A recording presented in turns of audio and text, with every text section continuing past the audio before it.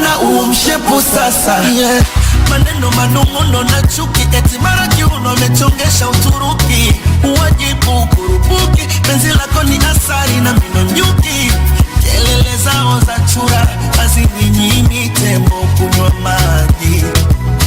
Watasema mchana na usiku watalala. Umebarikiwa sura, kwenye shindano la warembo acha nikupe taji. Kwanza bado kijana, kifuani hapajalala. You such a beautiful woman, woman, woman, oh.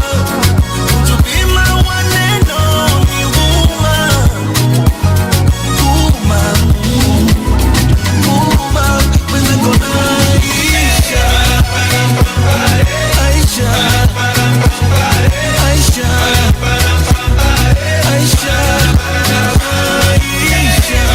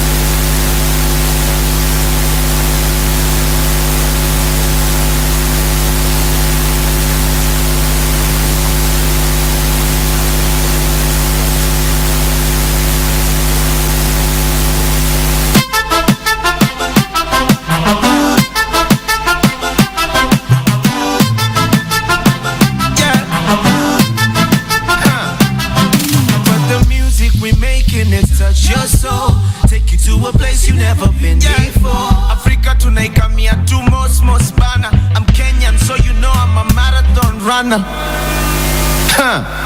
Unaishiaje basic nika kesho iko promise. Na kuna rasitesi napenda album ya Chronics. Nyuma yangu na jeshi naomba niende mbali. Wanakungojea udeshi wende wagawe mali. I'm currently not in a position to kill poverty. Sina kitu kwa M-Pesa usini please. Natafuta kitu in many different currencies.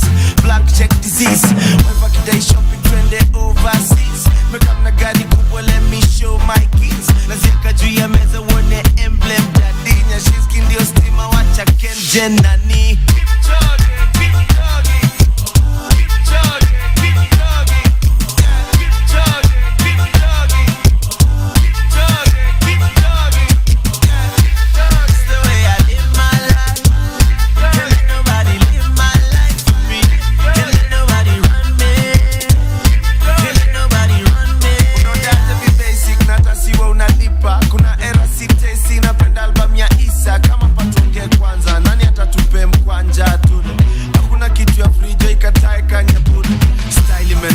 Tuko high kama shule. Najua hapo ulikosha hapa tu ni fry kabla ukule.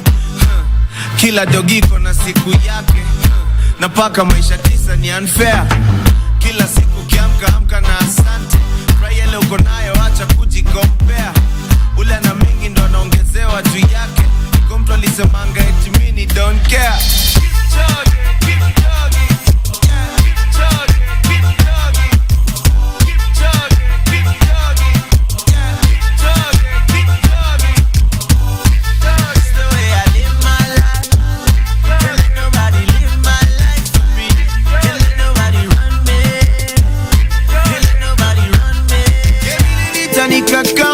Why you hating? In real life I'm much more calculating. You don't want another woman looking at me. You hate my addictions, you love my dread. The music we making is such your soul. I need to place you never been. I need to many go. I need to many go. I need to many go. I just wanna drink my drink, smoke my smoke, protect my peace. I told cause I don't wanna fight nobody. Oh, I don't wanna fight nobody.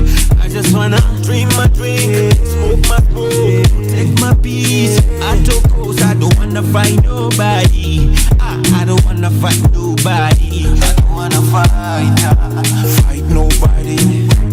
I don't wanna fight nobody. Fight nobody. I don't wanna fight nobody. Maisha mafupi. Mahitaji yamezidi kipato. Usinyone na latungi. Sipigi sherehe na punguza mawazo. Kuna mbogi ya gombo na mbogi na choma. Karao ndio wawe buzima utachoma. Niko na dosi kudosi kwa daro. Lakini leo nitadosi kwa mtaro. Siwashi lakini otile washa moja. Wacha genge tontije rudisha doba. Na kuna mreshi nimekaba kwa kona. Nipende kabla uchukuliwe na corona. Nyima demdo tu hapa mjini. Kauna mtu mbona unazini. Sikujua ni mali yako jama. Alisema ulikufa mwaka jana. Drink my drink, smoke my smoke, protect my peace. I told cause I don't wanna fight nobody. Oh, I don't wanna fight nobody. I just wanna drink my drink, smoke my smoke, protect my peace. I told cause I don't wanna fight nobody. I don't wanna fight nobody. I don't wanna fight nobody. I don't wanna fight nobody. Fight nobody. I don't wanna fight nobody. Manda lawama ila umebeba baby nganganga. Beba baby nganganga. Yani adipo monini nganganga. Baby sumekanika umebeba. Baby umeweka umependeza. Unavyoipanda kama bendera. Baby umekaza ebulegeza. Na tunaichapa mpaka mida. Washa tembo ama washa wida. Na yukiuno basi pinda. Amoni nyime basi ringa. Nyima demdo tu hapa mjini. Kauna mtu mbona unazini. Sikujua ni mali yako jama. Alisema ulikufa mwaka.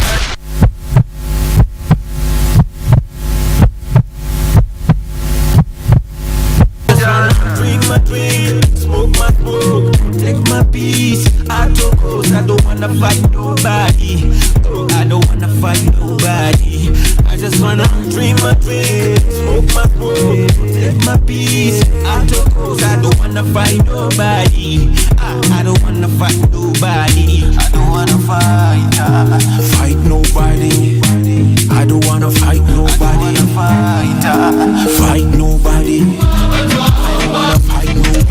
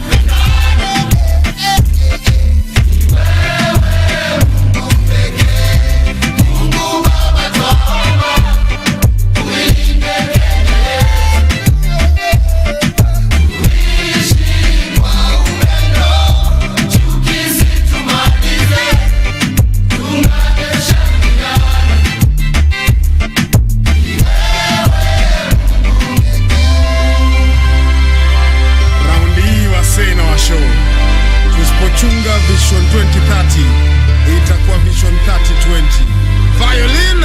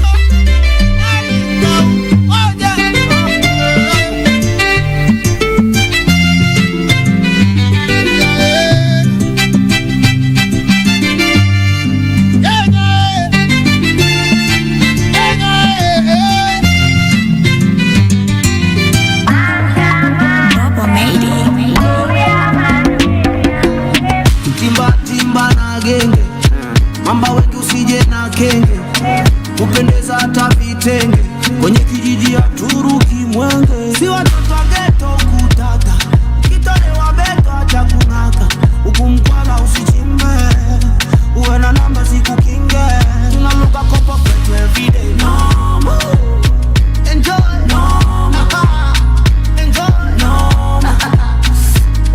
no it's not life it's a weekend. Okay. Kasi noma sana na hiyo nyama sumechoma sana waniweta na shauna dona sana nikicheza ngoma unabonga sana lete shots tunajisunda kandi mkuna spot tunaingia kama sim card kwa simu misi benzima lakini mimi mkarimu ulizia king kaka mwa ukikaka kwa baba utapapa patadada akikupa basi papakata chungaga baba basa tunaluka kopa kwetu everyday no enjoy no enjoy no tunaluka kopa kwetu everyday no enjoy no enjoy no kasi noma ni noma sana na hiyo nyama sumechoma sana waniweta na shauna dona sana nicheza ngoma unabonga sana kumoshi tumedunga moshino na masilva zimejaa kwa jino na watoto macho Filipino nipe yote mami no kipino wiki yote nimesaka bredi sasa nikusaka pedi baby basi shake your legi kafuchunga swara za mavedi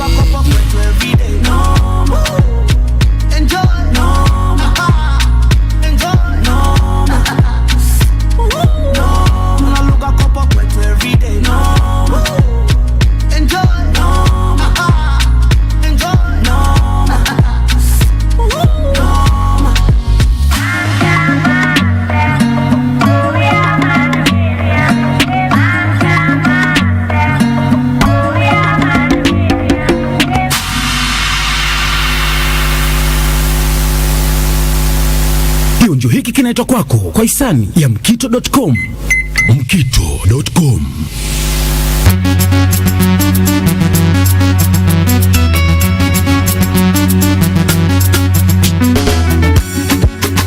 Oh yeah, yeah. King Kaka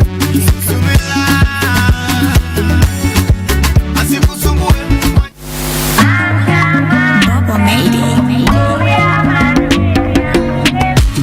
Timba na genge mamba wengi usije na kenge kupendeza hata vitenge kwenye kijiji ya Turuki Mwenge si watoto geto kutaka kitolewa beto acha kunaka huku mkwala usichimbe uwe na namba zikukinge tunaluka kopa kwetu everyday no enjoy no enjoy no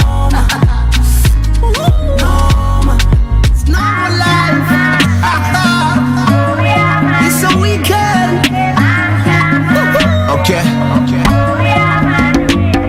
Kasi ni noma sana na hiyo nyama sumechoma sana waniweta na shauna dona sana nicheza ngoma unabonga sana tulete shots tunajisunda kandi kuna spot tunaingia kama sim card kwa simu misi benzima lakini mimi mkarimu ulizia King Kaka mwalimu kikaka kwa baba utapapa patadada akikupa basi papakata chungaga baba basa tunaluka kopa kwetu everyday no enjoy no enjoy no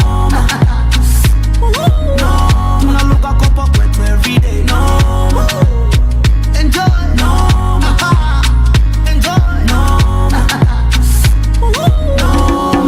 kasi ni noma sana na hiyo nyama sumechoma sana waniweta na shauna dona sana nicheza ngoma unabonga sana kumoshi tumedunga moshino na masilva zimejaa kwa jino na watoto macho Filipino nipe yote mami no kipino wiki yote nimesaka bredi sasa nikusaka pedi baby basi shake your legi kafuchunga swara za mavedi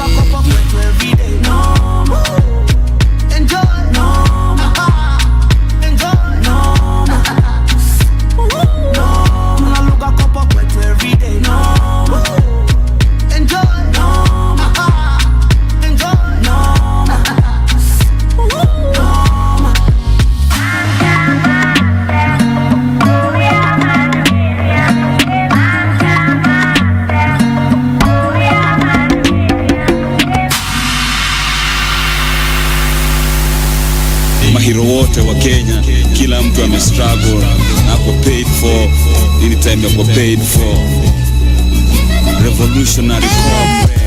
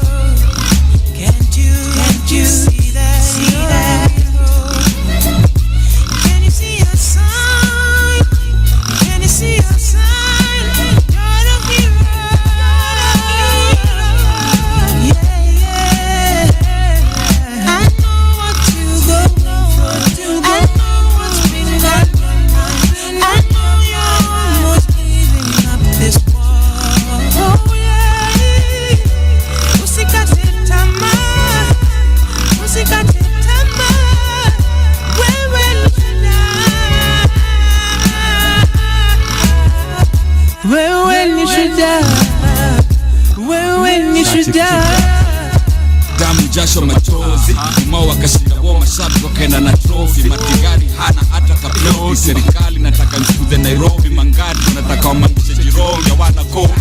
They don't know who we be. Haikosi White Highlands no more. Sisiri hawatoshi. Hivi temepita rangi ya ngozi. Na kabila najua ni mbili tu, maskini na mdosi. Synchronizing time 205 decolonizing man. Siseme hypnotize wana rhymes. Vision za sheni wa kifiro. Bogi mato mtu anatusi matike madha linyonya. Lavo napigiwa makofi za kilo. Washoot mudoni wenye njiro. The same route rape mama yetu njeri. Hizi ni betraya mahiro. Ka Kenya ni Matrix nani ndio niyo. Kake madhi hapa the one day society ko drunk na opium. Ilo semekana na Karl Marx na vilabu ni chachi. Na pay tax kwa karaz baby. Na mambanga mothers can't even protect the babies. Wanaume wezi protect my lady. Wow, haki bengao vita vya bunduki sisa mkuki bullets zivuke nayo. Tangu era za Nyayo, yeah. Wanakumanga mzee.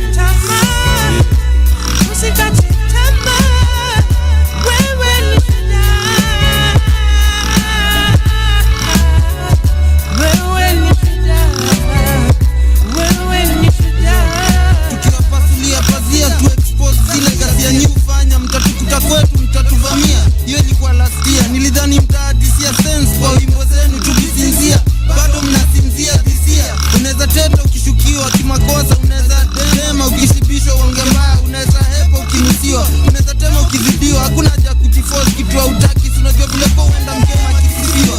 Raita mfema talibiwa na wife yake akarepiwa. Na hiyo ndio asanti alipatiwa. Kufanya nini kuwatolea ma-idea za kuwasaidia kuwabadilishia city. Ukuta zote si ni true. Kama ngaro ya poko ya kuexpose pati ya juu ya mguu. Ikiandika ma-assassination, ma-sniper maarufu. Opposite building kwa rules. Mighty zinachwa kwa boots and eye boots na meza do. Time hapa kuongea imeisha. Maadui wanakuinda na harufu. Kwa ile roho safi na moyo mkunjufu wa Munyakei kuanzisha corruption zero tolerance. Fungulia kesi golden back na alipewa sati gani. Account iliarishwa design ya kolera. Tushavumilia viboko chini ya maslave master. Hadi kupigwa na mayai ya kuweza kaa Kenyatta.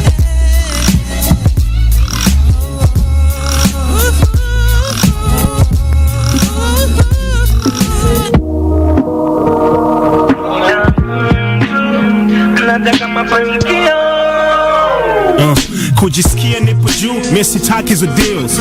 Spendi makuu hivyo nitabaki kwa real. Kila track ya Q, ni wazi taifeel. Ni wazi kufua, mzazi na kill. Na mwagika kama massacre, nashmika na sokanjiba.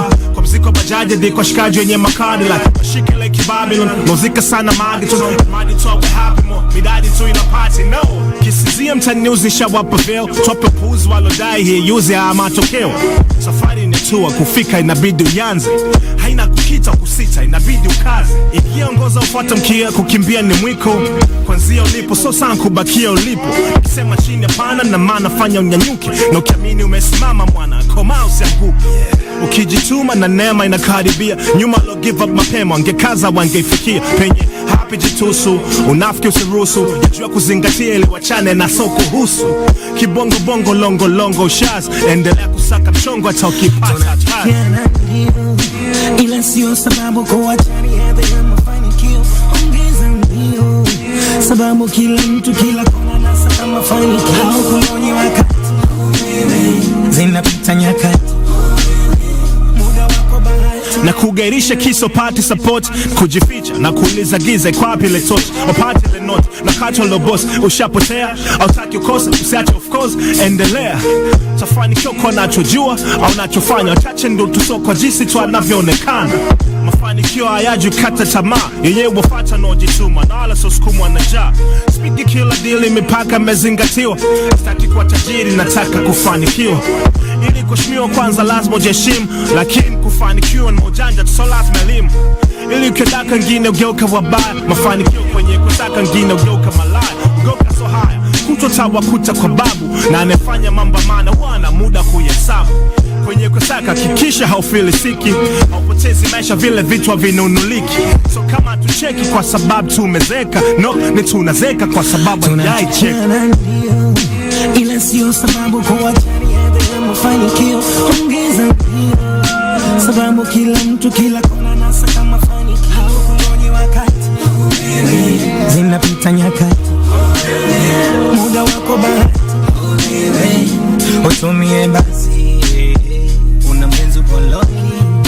sorry ndugu, hujafanikiwa. Maisha ni kama magoli, ndio kufanikiwa. Ndio kufanikiwa. Anataka mafanikio. Mafanikio.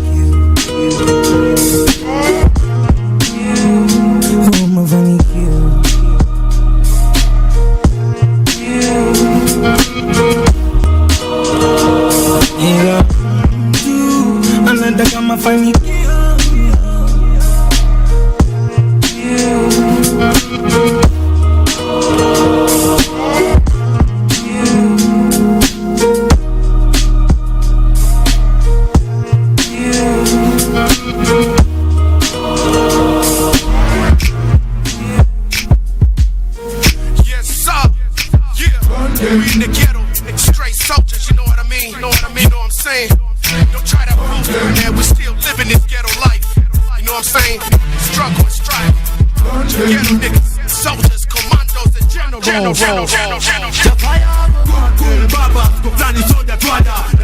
Tumejami na vifaru, tuna majeshi wa Desert Storm na SS Marine, wafuasi wa Bin Laden, tumekuja kuchukua udhamini madini, tuko jeshi kwenda zaidi ya 850, tunatumia TNT kufanya fiatna B-52 kwenye mati soja nati, na kuta kenti, na safety jeti, na tuma missile, hilo mnageuka diesel, andani ya mento, incognito, kambia jeshi kutoka ghetto, dani na get, dani na fight for my band, na check for scope, class neighbor, puka, na tupa kwenye pipa, na chia gurneti, full real kwamba, na nuka ngizuka na bazoka,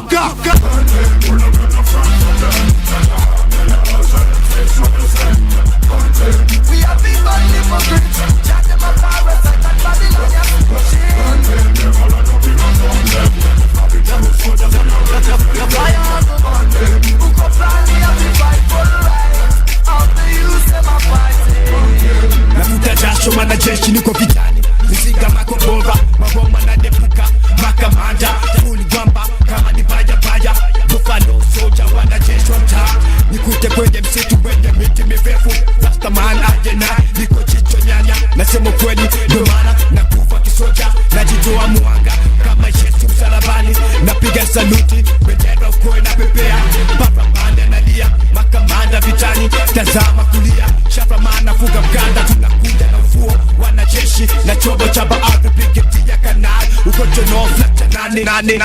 We're not gonna run from them, Jamia, send them say it's not the same. We are people hypocrites, chat them a parasite and Babylonian machine. Never let them be lost on them. Why are the one who could finally have to fight for the right?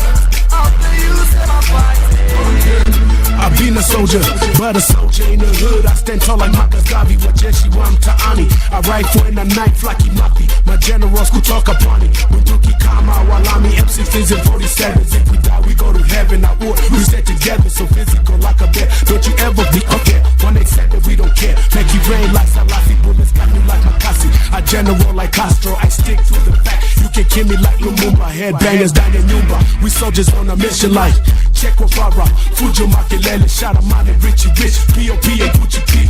We soldiers and commanders who go flying. G.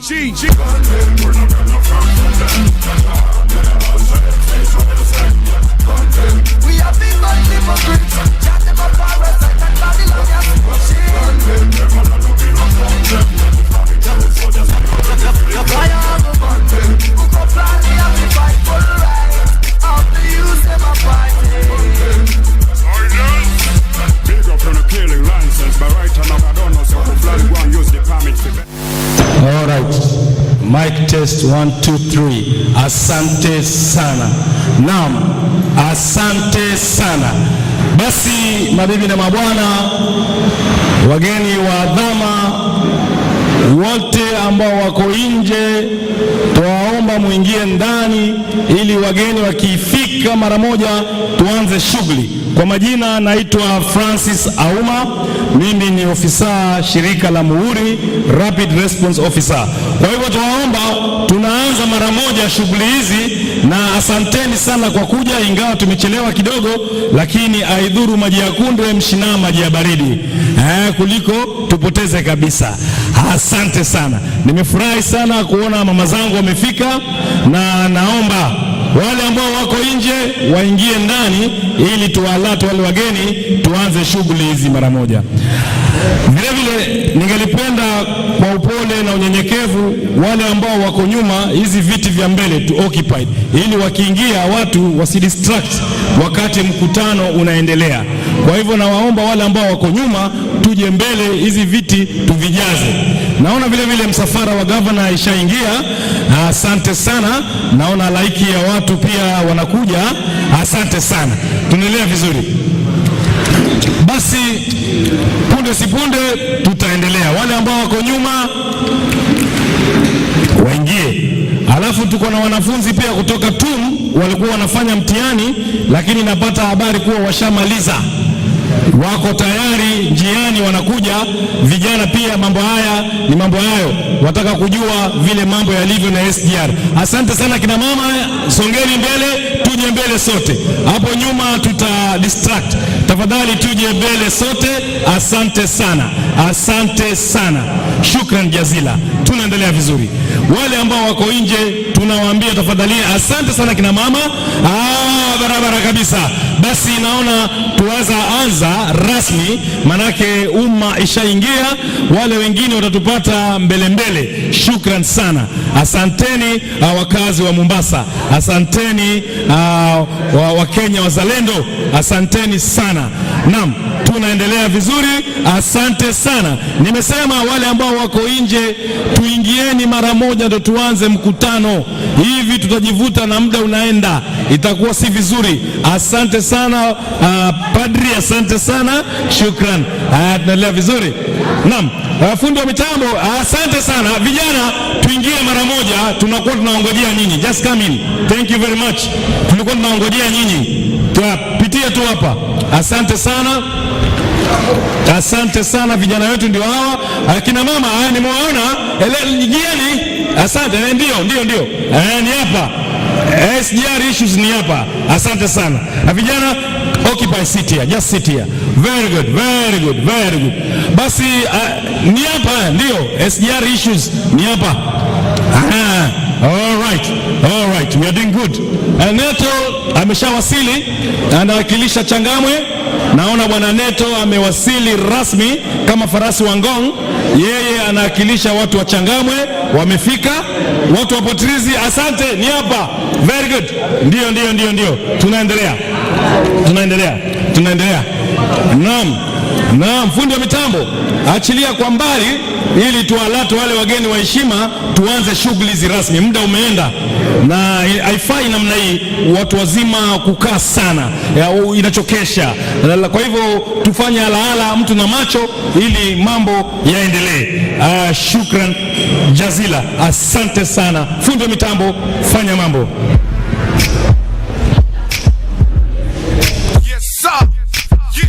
We in the ghetto, straight soldiers, you know what I mean? You know what I'm saying? Don't try to prove that we're still living this ghetto life. You know what I'm saying? Struggle and strife. Ghetto niggas, soldiers, commandos, and generals.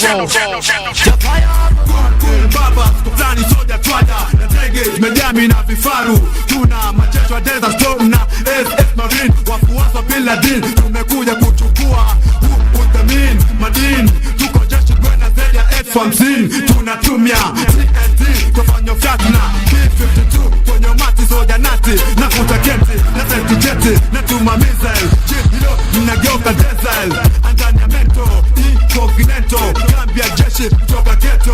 Then in a fight for my right na check what's up class neighbor kuka tupa kwenye pipa na tia good neti full real kwamba na nuka kizuka na bazoka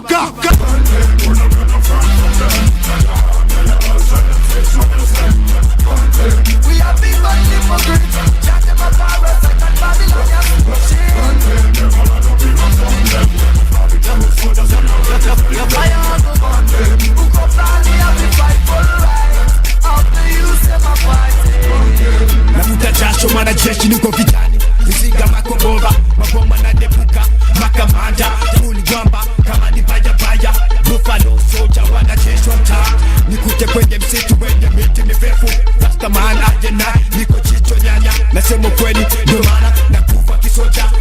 najitoa mwanga kama Yesu msalabani, napiga saluti, bendera koe na pepea, parapanda nalia, makamanda vitani, tazama kulia, shafamana funga mkanda tunakuja. Alright. Mambo bado. Haidhuru maji ya kunde mshina maji ya baridi, leo ni leo, asemaye kesho ni mrongo, lazima kieleweke. SGR iko maneno hapa. Santa Maria. Haya vijana, hai, nataka tungurume, ndio tutangamka. Vijana, hai, asante sana. Vijana wananguruma. Hawa ni ma student wetu kutoka TUM, na walisema tusiwapite, isiwapite kabisa. Ndio maana tumechelewa kidogo, wanafanya exams, lakini wamefika, wameomba rasmi kule, lazima washuhudie. Leo ni leo, auchi ucha, haiwi huwa. Naam, basi kama kipindi cha dakika 5 kuanzia sasa tutaanza rasmi, manake nishapata alert kuwa ile motorcade ndio hao wanafika. So within 5 minutes from now tunaenda kuanza hizi shughuli rasmi. Fundi wa mitambo, tuwekee bongo bwana kidogo, ile nyimbo ya tata taarabu pia kwa mbali. Asante sana fundi wa mitambo, unatubwaga.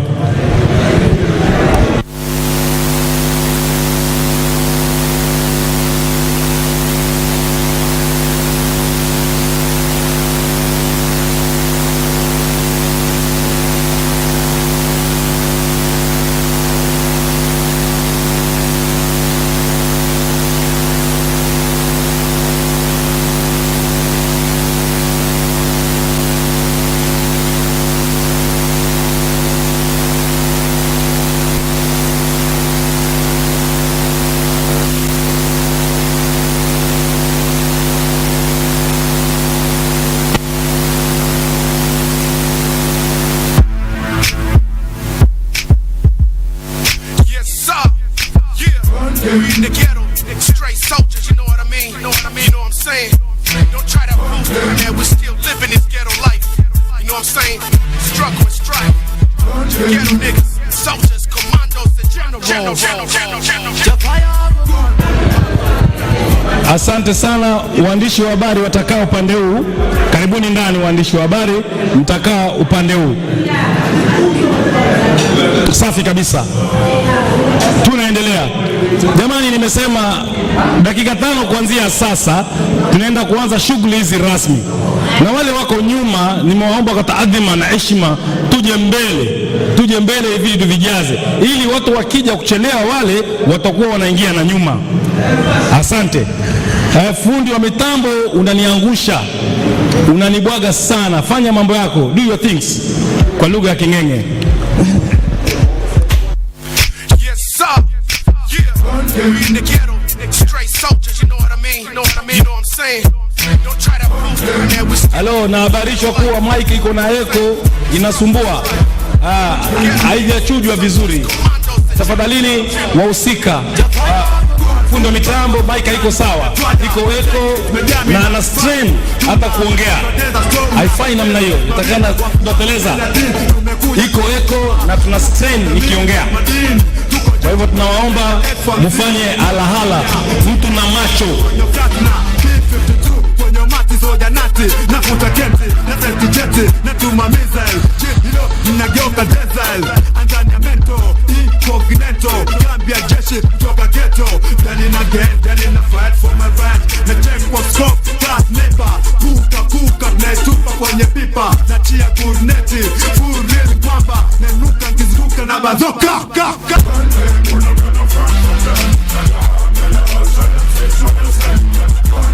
We are people hypocrites, judging my virus like a Babylonian machine. The fire go burn, who come down here to fight for rights. After you say my fighting. Nafuta jasho mana jeshi niko vitani, misiga makombora, mabomba na depuka, makamanda, tuli gwamba, kama ni baya, buffalo soldier wanajeshi wa mtaa, nikute kwenye msitu wenye miti mirefu. mpaka maana ajena niko chicho nyanya. Nasema kweli ndio maana nakufa kisoja, najitoa mwanga kama Yesu msalabani, napiga saluti bendera kwa na pepea, papa pande nalia makamanda vitani, tazama kulia shafra maana funga mkanda, tunakuja na ufuo wanajeshi na chombo cha baadhi brigedia kanali ukoto no flacha nani. We're not gonna run from them. Jamia, tell them say it's not the same. We are people hypocrites. Got them a parasite and Babylonians. The fire of the man who go plan to fight for right. After you say my fight. I've been a soldier, but a soldier in the hood. I stand tall like Makaskavi, wajeshi wa mtaani. I rifle in a knife like Imapi. My generals could talk upon it. Bunduki kama walami, M16s and 47s. If we die, we go to heaven. I would, we stay together, so physical like a bear. Don't you ever be up there. 187, we don't care. Make it rain like Salasi, bullets got me like Makasi. I general like Castro, I stick to the fact. You can kill me like Lumumba, headbangers down your Nyumba. We soldiers on a mission like Che Guevara, Fujo Makelele, Sharamani, Richie Rich, P.O.P. and Gucci P. We soldiers, they commanders who go flying. G. We're not gonna run from them. We are people hypocrites. Got them a parasite and Babylonians.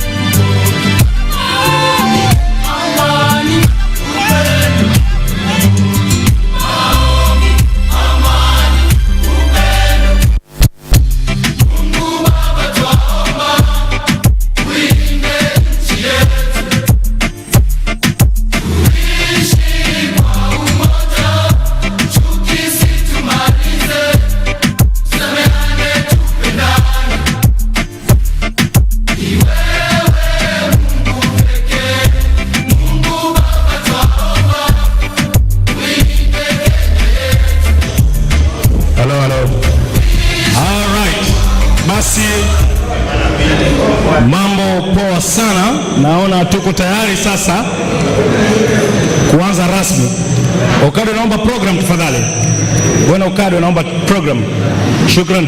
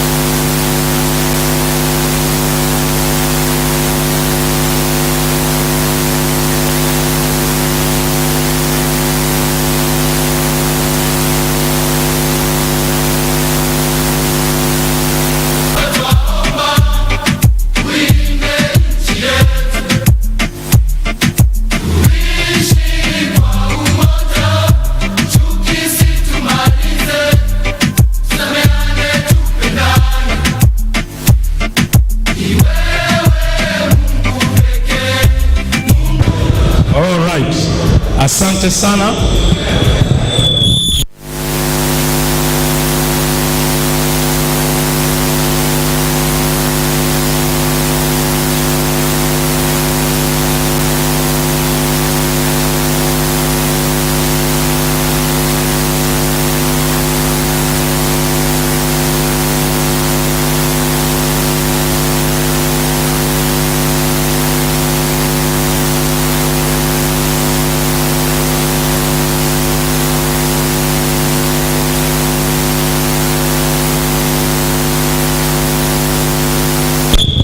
Alright. Naona civil society za Pwani ziko hapa wakiongozwa na leadership ya Bwana Adika. Shukran sana kwa kuja. Mama Gangari Ariet Muganda, huyu alipigana sana mambo ya SGR.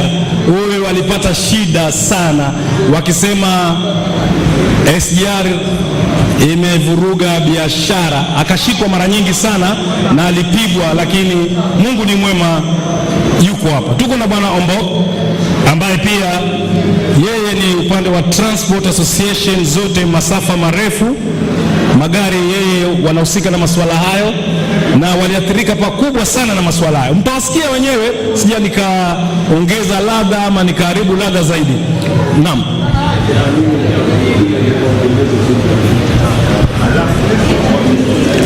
Asante sana. Tuko na Mohamed Juma ambaye pia ni mwanasiasa, aligombania kiti cha ubunge cha Mvita na pia atazungumza, manake ni wanati wenyeji na hao ndio wameathiriwa pakubwa na masuala haya. Na tuko na watu tofauti tofauti, tabaka tofauti tofauti, tutawajua polepole kadri tunapoendelea na shughuli hizi. Nimeomba tuingie ndani. Asante sana waandishi wa habari mtakao pande huu, wengine wakae huku. Tukianza shughuli rasmi. Haya, basi tunaanza rasmi. Naona wageni washawasili. Tutaanza na wimbo wa taifa.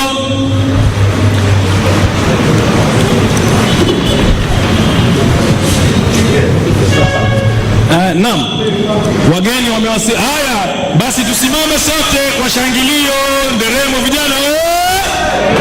Pwani Pwani Nguruma, Pwani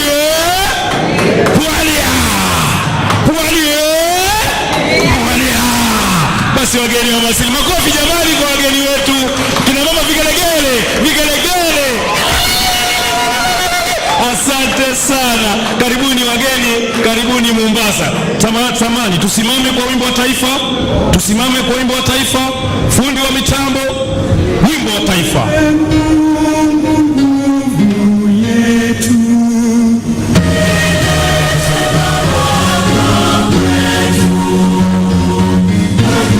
Wewe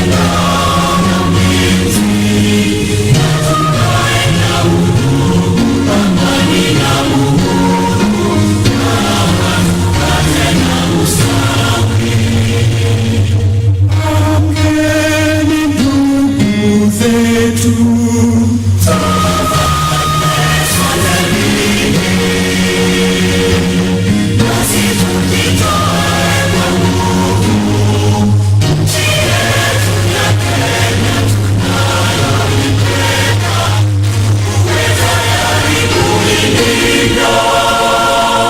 Na tujenge taifa letu.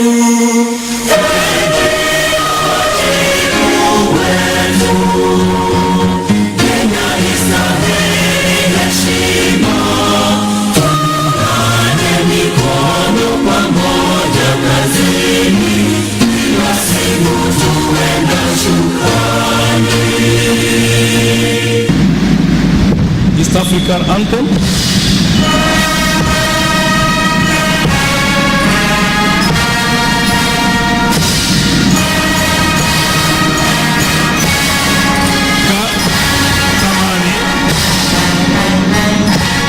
Asante, poleni kwa sawa. Bradley atatuimbia wimbo wa Afrika Mashariki. Mungu twaomba uilinde Jumuiya Afrika Mashariki, tuwezeshe kuishi kwa amani, tutimize na malengo yetu. Jumuiya yetu sote tuilinde, tuwajibike, tuimarike. Umoja wetu ni nguzo yetu, idumu jumuiya yetu. Uzalendo pia mshikamano viwe msingi wa umoja wetu, na tulinde uhuru na amani, mila zetu na desturi zetu. Jumuiya yetu sote tuilinde, tuwajibike, tuimarike. Umoja wetu ni nguzo yetu, idumu jumuiya yetu. Viwandani na hata mashambani, tufanye kazi sote kwa makini, tujitoe kwa hali na mali, tuijenge jumuiya bora. Asanteni sana. Tukae, naomba Bernard uende mbele kwa sababu ya muda.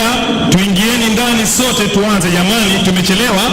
Na governor ndio huyo, naona amewasili na timu yake wako njiani pale. Tuombee mara moja tuanze shughuli. Tuombee mara moja tuanze shughuli. Pastor njoo hapa mbele na shukrani. Twende mara moja. Kwa heshima kuu tutasimama na tuombe kwa ajili ya Mungu. Mwenyezi Mungu, mfalme juu ya falme, tuko mbele zako tena asubuhi ya leo.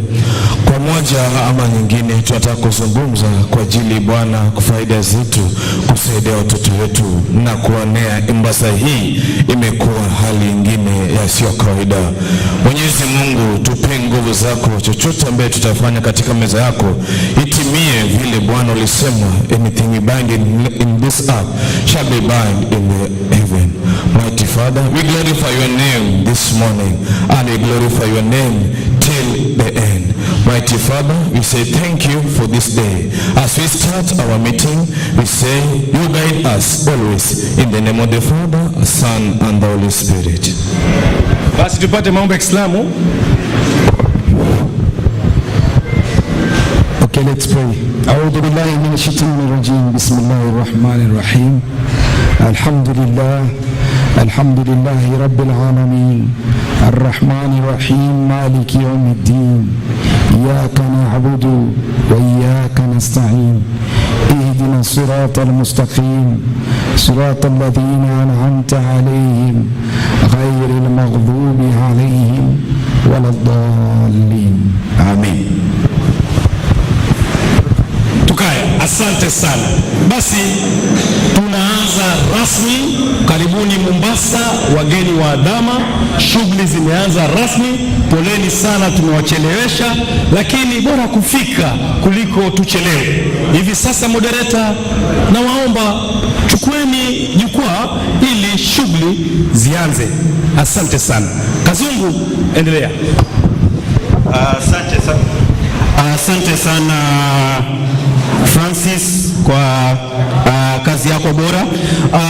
Poleni sana kwa sababu tunaenda kuanza kuchelewa, lakini hatutapoteza muda. Tunataka kuanza haraka haraka ili mambo tuyapate akiwa bado yako moto.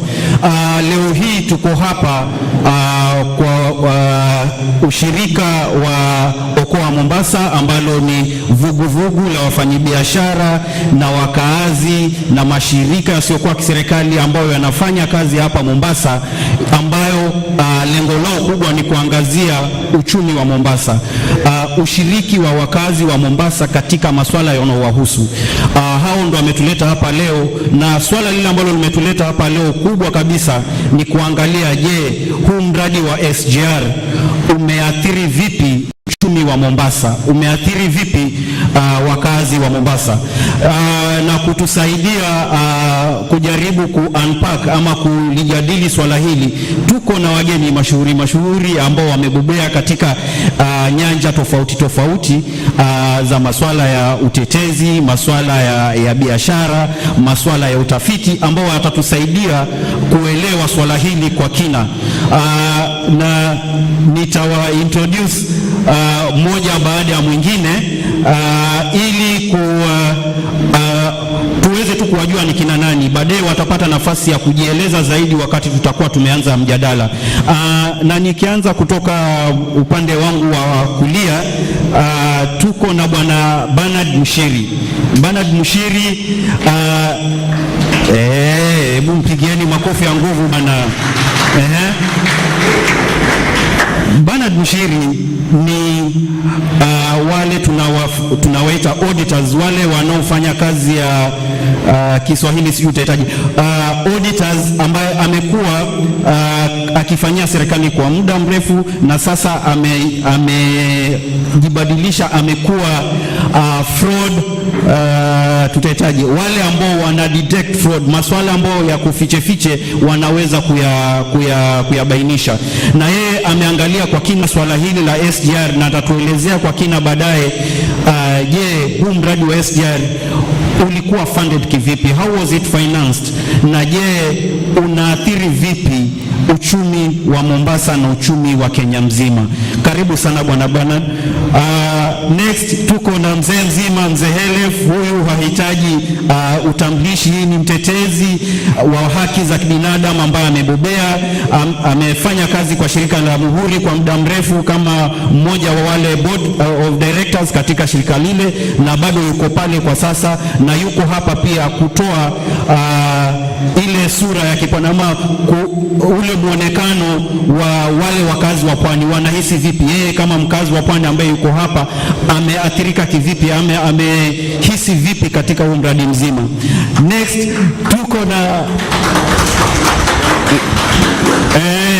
tuko na mzee mzima, presidential candidate bwana Jimmy Wanjigi.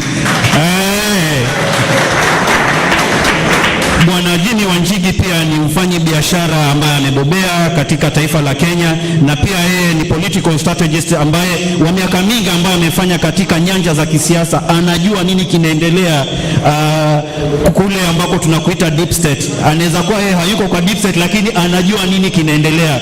Wale ambao wamekuwa wakisikiza maredio huwa wanasikiza maredio kwa muda, watakuwa wamemsikiza mara nyingi akiwa Spice FM asubuhi akielezea nini kinaendelea. Inasikitisha na kutamosha kwamba Wakenya huwa hatusikizi masuala yale ambayo amekuwa akiyaleta na kujaribu kuyaanika nje. Leo hii ako hapa kuongea na wapwani, kuwaelezea nini kinaendelea specifically kuhusu mradi wa SGR. Next, tunamjua kwa msemo wake wakati ule wa Supreme Court, alisema piki piki ponki. Tunakumbuka akitetea ule uhaki wa kura. Tunamjua kama Socheng. Yeye pia wakati ule alikuwa running mate wa bwana Jimmy Wanjigi, na kwa bahati mbaya hawakufika pale mwisho, lakini amekuwa na ameendelea kutetea raia wa kawaida kwa masuala ya governance, masuala ya uchumi, na pia again wale ambao wamekuwa akiangalia vyombo vya habari, social media, amekuwa akidokezea watu, kuelezea hiki ndo kinaendelea, tuliwaambia hiki kitafanyika na hiki ndo kinafanyika. Leo hii amekuja pia kutuelezea from a legal point huu mradi wa SGR uko vipi na unaathiri vipi wakazi wa pwani. Next, this is a surprise guest, Father Gabriel Dolan, Mkenya Mu-Irish ambaye amekuwa hapa Kenya kwa zaidi ya miaka 40, amekuwa hapa Mombasa kwa zaidi ya miaka 15 akiishi na kutangamana na raia wa hapa Mombasa. Anajua nini kinaendelea kuhusu uchumi wa Mombasa, anajua nini kinaendelea na raia yule wa kawaida kutokana na vile anavyotangamana na wao kila siku ya Jumapili kanisani pale Mtopanga. Kabla ya Mtopanga alikuwa Bangladesh, amekuwa Bangladesh kwa miaka mingi, siku hizi kwa Mtopanga, na yeye ni director wa shirika la Haki Yetu.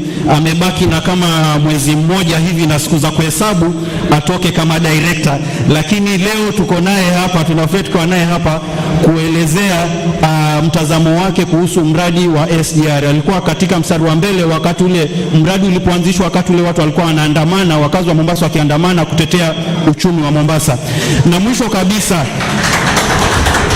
Na mwisho kabisa tuko na bwana Cornelius Ogol ambaye ni naibu mkurugenzi wa shirika la Kenya Human Rights Commission. Hili ni shirika la utetezi wa haki la kitaifa ambalo limekuwa likiangazia masuala yanayoathiri Wakenya wote, masuala yanayoathiri haki za binadamu, na leo hii ako hapa kuleta mtazamo wa haki kutoka the national level.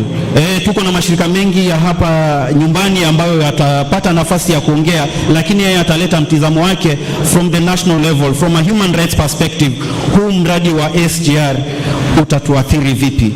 Kwa hayo mengi basi, siko peke yangu katika kuendesha programu hii ya leo, niko na mwenzangu atajitambulisha. Habari zenu?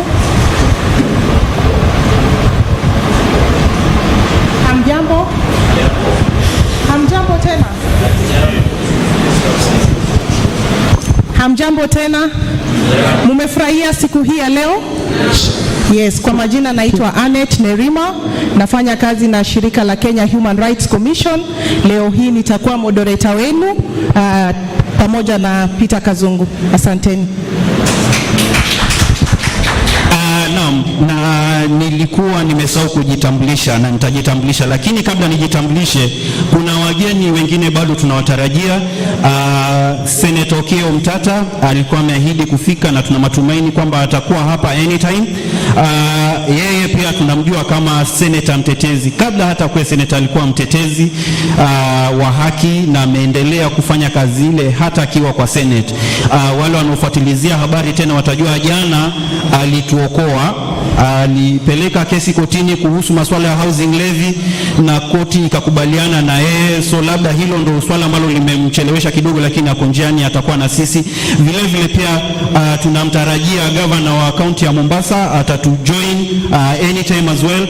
Angetaka kushiriki katika mjadala huu, apeane mtizamo wake. Tumekuwa tukimsikia lately akiongea kwa hali akijaribu kutetea wakazi wa pwani. Amekuwa siku hizi amekuwa na nguvu kidogo, amekuwa wacha nisiongeze, lakini amejitokeza kama mtetezi wa haki za wakazi wa pwani. Aliongea wakati wa SGR, siku hizi namuona akiongea kuhusu mradi wa port na vile ambavyo inaenda kwa privatized, na amekuwa akijaribu kutetea kuhakikisha kwamba ile haki ya mpwani haipotei katika masuala hayo yote ambayo yanaendeshwa na serikali kuu. Kwa hayo machache basi, tukienda kuanza, ningetaka kumtambua na kumkaribisha mwenyekiti wa mashirika yasiyo ya kiserikali CSOs hapa Pwani, Zedekaya Adika, atupe wosia mfupi tu kama njia moja ya kufungua mjadala huu. Karibu Bwana Adika, huko na dakika 3:30. Hamjambo? Tuko poa? Haya. So, hii ni exercise ya civil society. We are not, hatuna uoga wote, na sisi ni wa Kenya, sawa sawa? So we want to be live. Comrade power! Comrade power! Comrade ria!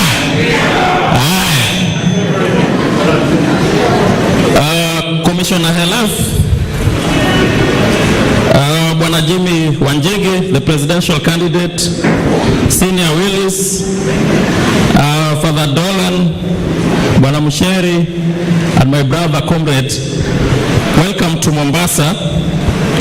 Amongst us here, tuko na watu wa civil society, wa Coast Civil Society Network. Mahali huko, beba mkono. Tuko na students na community of Mombasa. Mahali huko, beba mkono. Sasa leo hii tuko katika hii wakati wa kutueleza jinsi maneno ya poti ilikuwa, lakini sisi kama civil society tutawaeleza yale ambayo tumekuwa tukikubaliana nayo, tukipigana nayo, ili hii nchi kuwe nchi ambayo tunafaa tuishi. Kwa sasa inasemekana kwamba loan zetu zinapita trilioni 10. Sijui kama kuna mtu yoyote hapa amewahi kuhesabu trilioni, lakini loan yetu inapita trilioni 10. Ukiangalia maisha yetu kama watu ambao wanaishi hapa na wanaishi Kenya, hatukai watu ambao trilioni 10 imeenda kwa maisha yao. If you compare the lives of Kenyans today and the lives of Kenyans in 1950s, I think we were better in 1950s. Na tulikuwa na colonial government. So why should we have governments that we elect on ourselves that get loans illegally so that they use for their pockets? That is a question that we need this panel to start telling us. While I was seated there, tulikuwa tunaongea na Msheri na tukasema tuache hii uoga. When people are given power, they should use that power according to what the Constitution dictates. My brothers and sisters, these people in Nairobi, the people in the executive, today they have decided that they are doing certain amendments to affect your life so that you are taxed more. And one of them is on freehold land titles. Kama uko na shamba na uko karibu na city na ni mahali ulizaliwa, very soon kuna Land Laws Amendment of 2023 yenye itafanya mahali unaishi unatoa ushuru.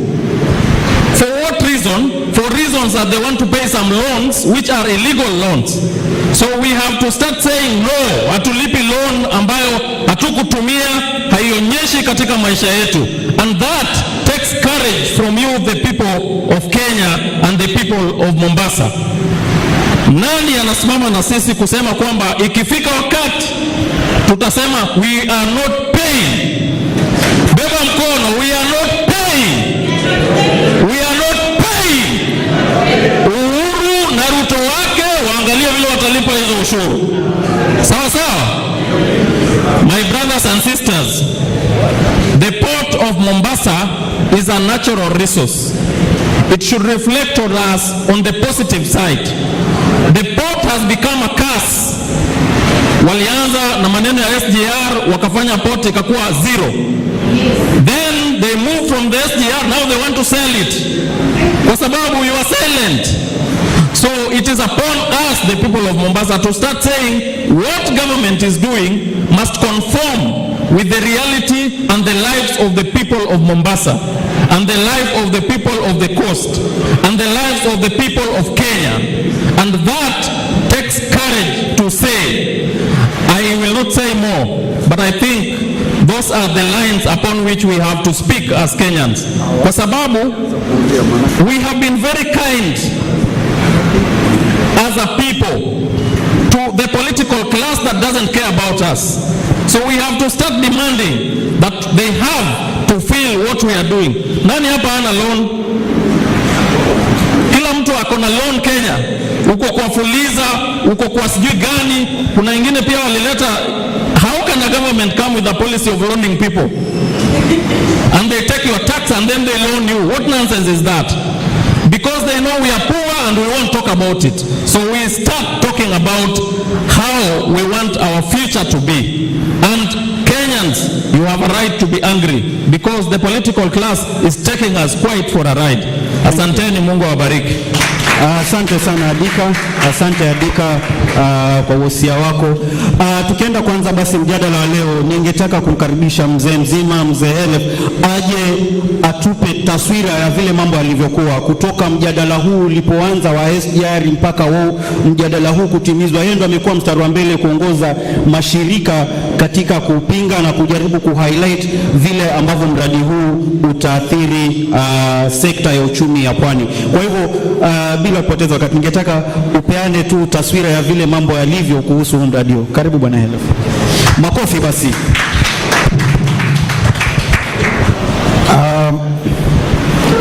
Habari zenu ndugu.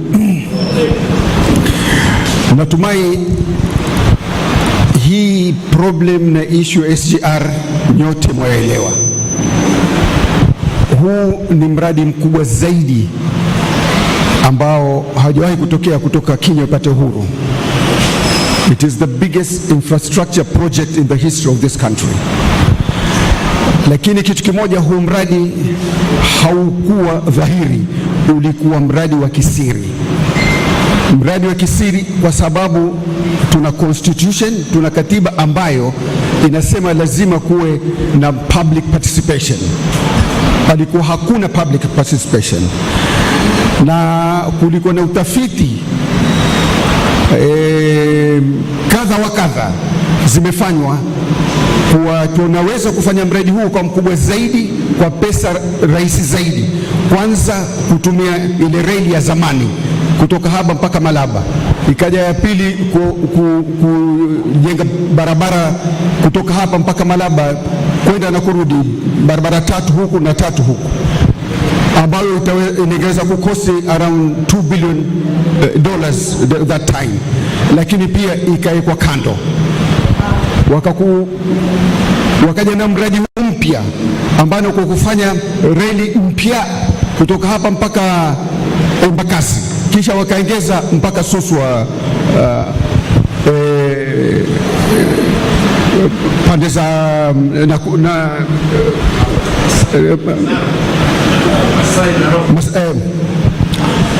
huu mradi ni mradi ambao umetutia shida then, ambao watutia shida mpaka leo. Huu urongo ambao unazunguka kuambiwa sijui vitu vimekuwa ghali kwa sababu ya kitu gani, kwa sababu ya kitu gani, hii it's out. Pesa za fujwa left, right and center. Na huu urongo mkubwa kutoka Uhuru. Uhuru alituambia kila siku Kenya ina lose 2 billion shillings. Kisha atuambia mwataka nifanye nini? Tumekuja kwa serikali hii, kila jambo tukenda tuambia ni shida ya Uhuru kwa madeni. Tuwalipa madeni 80% ya interest kwa sababu nini? Amekopa. Sisi hatutaki hadithi.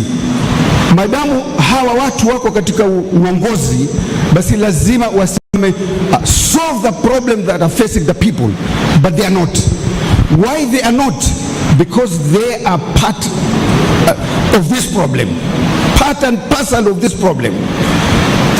na they are not going to solve this problem. Mombasa, kama mnavyojua, sisi hatuna ardhi, hatuna miradi mikubwa, hatuna agriculture, hatuna chochote. Tegemeo la Mombasa ni hii port. Uhuru Kenyatta akaweza kutoa uchumi wa Mombasa, akautoa hapa akaupeleka kwenye kaunti nyingine. Hii peke yake amekiuka katiba. He broke the constitution of Kenya in which we rely upon. He was wrong. Na kusema kuwa afikiria ni mradi ambao utaweza kufaidi Kenya, alikuwa anataka kuiua economy ya pwani maksudi. He knew Pwani cannot survive, not only Mombasa but the whole of Coast Province without the port. So this was a deliberate, we're saying deliberate. Kwa hivyo haya makosa mpaka leo ukaona uchumi wa Mombasa unashuka chini kwa sababu hatuna pato lolote zaidi ya poti. Na jambo jingine tunataka kusema, hii poti is a natural hub ya Mombasa City. Na hakuna poti zozote ulimwengu mzima ambao ule mji ambao katika ule poti hawana jambo la kusema. Kwa sababu miji yote ile economy yao inategemea poti. Sio Amsterdam, sio Antwerp, sio New York, everywhere in the world poti inaendeshwa na ile city ambayo iko pale, isipokuwa Mombasa.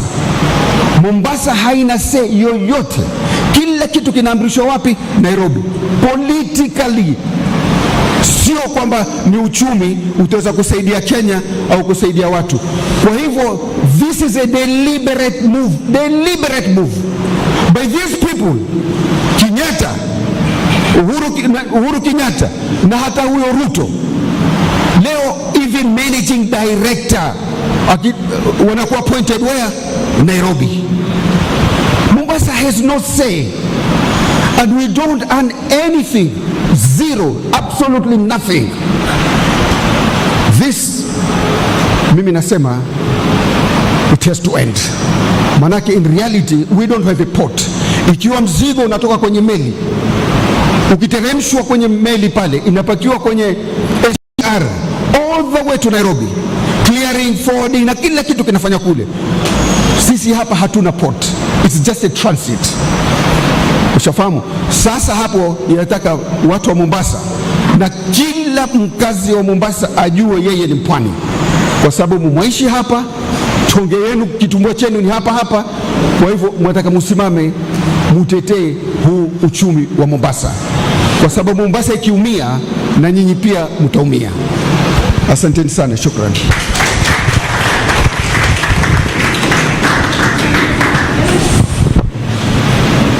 Asante sana Caleb, tumesikia, tusimame tutetee ushuru wa Mombasa, sivyo?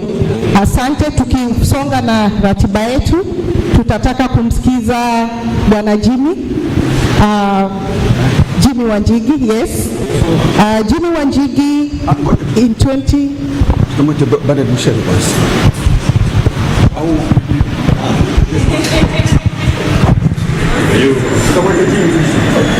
Okay, ni sawa.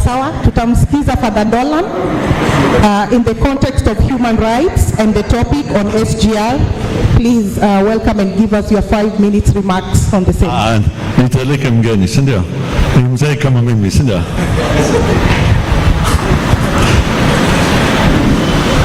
Habari ya asubuhi. Yangu ni machache tu kwa sababu tuko na wageni ambao wametoka mbali, si ndio? Mimi ni mwenyeji, nimeona mambo haya yote kwa macho yangu, si ndio? Hata leo nakumbuka siku wakati sisi tulikuwa na maandamano mengi, wakati walilazimisha watu wabebe mizigo yao kwa SGR, si ndio? Mimi nilifikiria mpaka sasa ya kwamba wanasiasa wetu sana ya Mombasa wamekuwa wasaliti ya watu.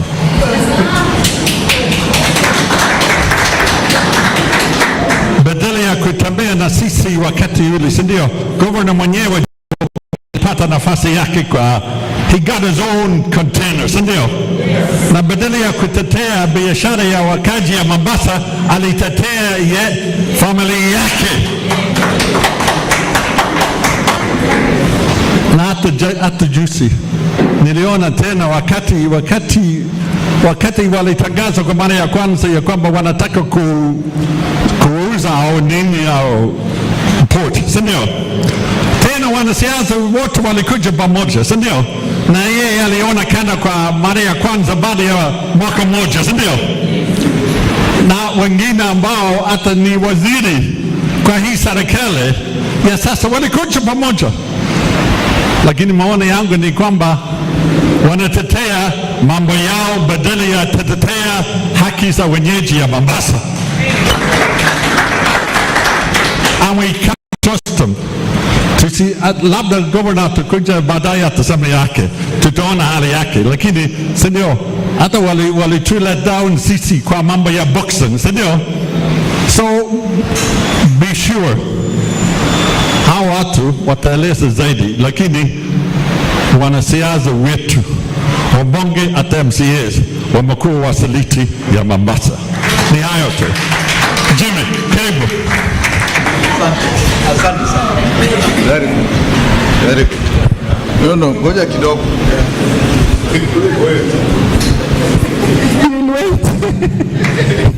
Thank you so much. Thank you so much Father Dolan for those powerful remarks.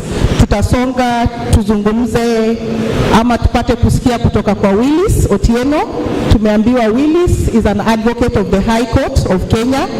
Tumesikia kazi ile ambayo amefanya na wengi wetu tulipata kumfahamu pale wakati wa ile case ya elections, ndio? Tulijua tu piki tonki. Tunakumbuka? So Willis, you talk to us about access to information case on SGR.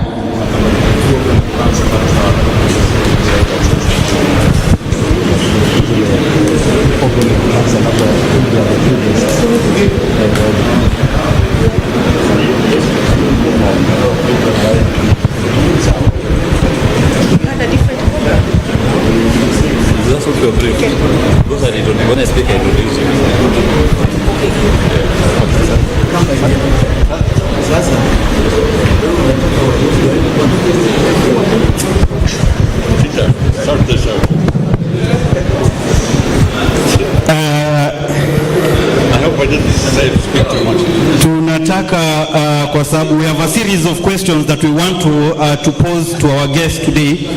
Ndio maana mnaona microphone. So, never miss a chance. Even if it's my last chance. Tungetaka kuuliza kwa sababu kuna maswali ambayo tulikuwa tumetayarisha ambayo yatasaidia pia katika maongezi ya wageni wetu ambao wako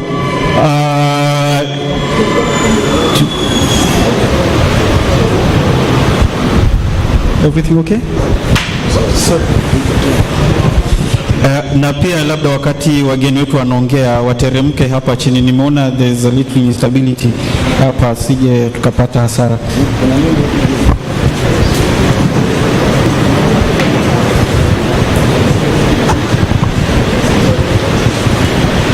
Okay, asanteni sana and thanks for the patience. So we will just be inviting all of them kwanza wapate kutupatia the introduction, opening remarks, and then ndio tuende katika ile main agenda. Sawa sawa? Thanks. So I will welcome Cornelius Oduor from the Kenya Human Rights Commission apate kutupatia opening remarks yake. Wana Mombasa hoye. Mwambiwa hapa kuna mambo hapa chini. Wacha niteremke. So ni furaha yangu sana kufika hapa Mombasa kuweza kujumuika na wana Mombasa, kwa sababu mara nyingi tumesikia mkilalamika kwamba SGR imekuwa ni kama kasi kwenu. Wakati wa Kenya wanasema kwamba hasa tunatengeneza uchumi, nyinyi kidogo mmekuwa na ile hali ya mshike. So nafikiri kwa niaba ya Kenya Human Rights Commission we are having a very important national conversation. because of the decisions that have been made by previous and current government. And these decisions are going to affect us either positively or negatively. We know our constitution gives us the sovereign power, and this power can be exercised directly or indirectly. When we go to elect governments, we are donating the sovereign power so that they can make decisions on behalf of all of us in line with the constitution. So when as a country at this particular point in time we are facing economic challenges, we must ask ourselves why. And it's dawning on us today that the decisions that are made, especially decisions around public debt, those decisions that were made 10 years, 20 years ago have come to haunt us. One of them being the SGR. It's very clear that the SGR, as much as it was touted or packaged as something that was going to impact positively on the lives of Kenyans, today we are seeing the opposite. Aren't you complaining about the cost of living? Ama nyinyi mko sawa? Si ni mbaya? What explanations are we being given? That the bulk of our national revenue is being used to pay debts. And there lies the question, which debt? SGR is one of those projects that has contributed to the state where we are. To us, ni kwamba hii SGR tumekuja kugundua kwamba it was not done within the framework of the constitution. What we are paying today is not commensurate with the economic benefit that SGR is giving us. Kweli uongo? So today we want to exercise our sovereign power to question and to call government to action. If they made decisions that do not favor us as citizens, they must carry that responsibility. So I concur with the opening declaration that if this debt is not ours, we are not going to pay it. Let those who made this erroneous decision take responsibility. And that is our stand as Kenya Human Rights Commission. Asanteni sana. Thank you, Cornelius. Thank you very much for the powerful opening remarks. We now quickly move to invite Bernard Mushere to make his opening remarks. Karibu.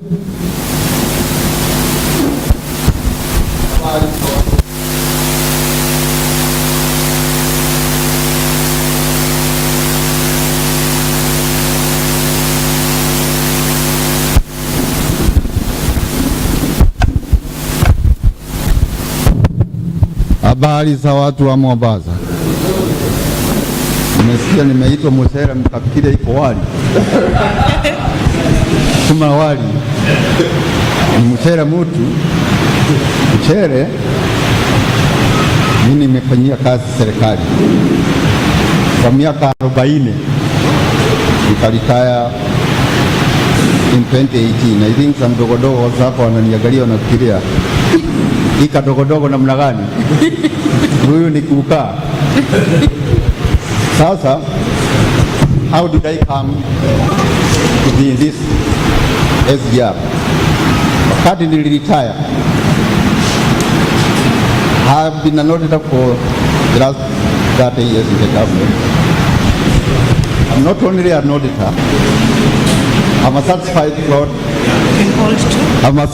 fraud examiner.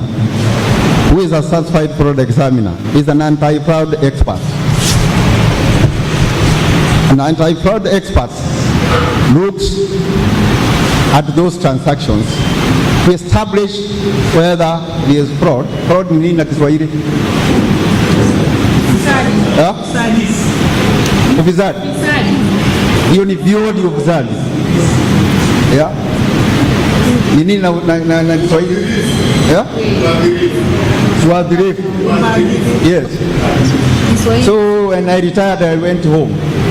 But I saw now there's a lot of problems going on in the country.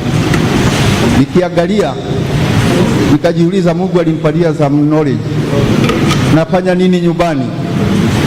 Nikatoka, kaja kuangalia what is happening.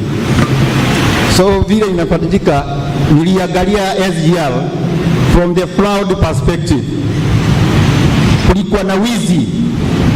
Was SGR authentic? Was an SGR a public project? Hiyo nikaanza kuangalia kwa vitabu yenyewe. Vitabu yenyewe iko kwa hewa. Unajua hivyo? Vitabu ya serikali iko kwa hewa. Usiende kutafuta huko. Mimi naziangalia nikiwa kwangu nyumbani. Sababu the constitution is very clear. Every information about the government, financial statement and what have you, ni lazima wa publish and publicize. Hiyo nikaangalia nikaona SGR first of all sio a public project. It is not a public project. It is not a public contract. It is not a public, even pesa yenyewe. It is not a public debt. Na hiyo ndio tutaangalia leo. Those three, hiyo maswali gapi? Maswali gapi? Mambo ni gapi? Yeah? Nimesema mawili. Not a public project, not a public contract, not a public. Hiyo ni pili ama ni tatu? Tatu. Actually, kuangalia vizuri, the project never benefited Kenyans. It benefited Chinese and a few Kenyans who are not more than 10. Hawa wengine kazi yao ni kulipa. Ikimwambia SGR tuijenga na pesa yetu, mnaweza sema nini? The whole of it tuijenga na pesa yetu, our own taxes. The loan is not ours. Ilipewa wengine huko na ndio tunalipa. Hiyo tutaangalia. Mko tayari? Yes. Kujibu ya maswali? Yeah. Sawa. Asante sana. Leo ni ile siku, si ndio? Mambo ni mangapi? SGR is not a public debt, it's not a public project, it's not a public contract. Thank you. So we quickly move to Willis Otieno to also make his opening remarks. Karibu. Hamjambo wananchi tukufu. Hatujambo. Hamjambo. Hatujambo. Leo mimi nasema tu pikipiki ponki na kukai chini. Juu kinatulamba sisi wote kama wa Kenya. Hapa Mombasa na Muhuri nimekuja kotini kuanzia mwaka wa 2016 tukipigana hii mambo ya SGR. Hata wakati wameleta ile take or pay kulazimisha cargo iende Nairobi na SGR, tukaenda kotini, tukashinda kotini. Ya pili tuenda kotini kufuatilia tupewe kandarasi hiyo za contract za SGR zote. Na hizi kesi zote tumefanya na Muhuri, tulipata orders. Ile ya kwanza waliachilia malori watumie barabara, wakasema port ibaki Mombasa. Alafu tena serikali yenyewe ikafanya rufaa. Juzi tumeenda Court of Appeal, wamesema wanatoa hiyo rufaa, hiyo kesi ibaki vile High Court ilikuwa imeamua. Kesi ya pili ni tupewe kandarasi za SGR zote. Hiyo pia tulipata order hapa kotini Mombasa. Na mpaka wa leo LF hajakadhibiwa kirasmi hizo kandarasi za SGR. Amepewa tu zingine, lakini zile zenye zinafaa bado hawajapeana. So kitu ya muhimu kwa watu wetu wa Mombasa ni kusema hivi, inakaa kuna siri mingi katika hii SGR, na ni nyinyi pesa yenu ndio inatumika kulipa deni ambayo ilichukuliwa katika hii project. Na leo tuko na Bwana Mushere na mkubwa wangu Jimmy Wanjigi. Watu elezee, wao wanaelewa SGR tangu uanzeni mpaka saizi. Wazungumze na sisi kama wananchi, tuelewe ni nini tunafanya ili tuone hii SGR isibadilike ikuwe nyoka inanyonga wananchi wa Kenya mpaka iwaamue. Kwa sasa SGR imekuwa kama joka, inanyonga wananchi wa Kenya na kuwagandamiza na kuwaua. Hiyo deni imekuwa nguvu zaidi na inatumaliza kama wananchi. Kwa sasa wacha nikaribishe mkubwa wangu Bwana Jimmy Wanjigi pia aseme opening remarks zake. Asanteni sana. Bless. Mombasa oye! Ai, kwani mko na njaa manini hapa? Ama shuru inamaliza nyinyi? Hapa. Acha.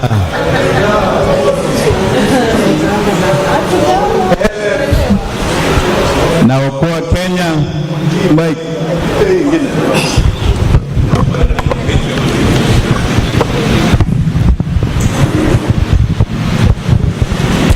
Unanisikia vizuri sasa?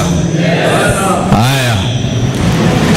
Okoa Mombasa ambao wametualika hapa, marafiki zangu ambao wamefika, wakaji wa Mombasa.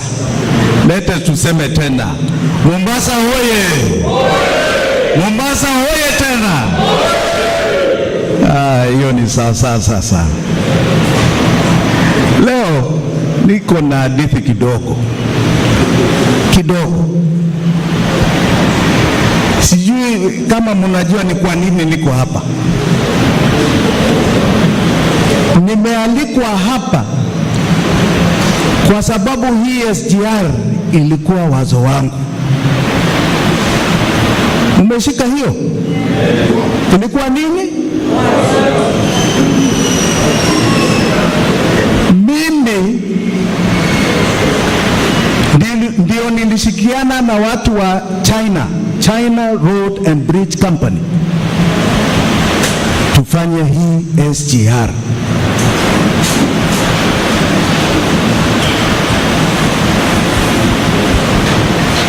Umesikia? 2008 tulienda kwa waziri wenu, alikuwa anaitwa Zipapa. Si unamjua vizuri? Nilishika hao wa China tukaenda kwa Zipapa. Zipapa akasema ati mnataka kufanya nini? Akasema sisi tuko na hela, hatutaki pesa ya serikali. Hii SGR tunataka tuondoe hii kampuni inaitwa RVR ambayo ilikuwa hapa, tujenge reli ya stima from Mombasa mpaka Malaba, na hatutaki pesa ya serikali. Tunataka uhusiano na serikali, lakini si pesa ya serikali na si pesa ya wananchi wa Kenya. Na tunataka usaidizi wako Zipapa. Uambie hii Kenya Railways watupatie nafasi tufanye study, feasibility study na technical study. Hela tuko nazo. Akasema hiyo ni sawa, leta niende kwa Kibaki. Akarudi baada ya 48 hours kaniambia, Jimmy, Kibaki amekubali, sasa tuende kwa Raila. Tukaenda pamoja 2008, na mushike vizuri. Raila akasema, yes, alikuwa waziri mkuu, alisema hiyo ni tik. Lakini watu ya RVR wataanza kuleta maneno mingi, ngoja nitawashika hapa. Yeye akaita RVR, Makwere akaenda Uganda. Mtu wenu alifanya kazi, akaenda kuona Museveni. Museveni akasema Hata hiyo kwetu ni tick tick tick. 2009 tukaanza kazi, tukafanya feasibility study mpaka Malaba, na hiyo niko nayo. 2010 tukamaliza technical study mpaka Malaba, tukaweka costing ya SGR na pesa zetu. Hiyo costing ilikuja 55 billion shilling. Mtupigie makofi. Ala, yani hiyo ndio inaitwa private sector costing. 55 billion from Mombasa mpaka Malaba.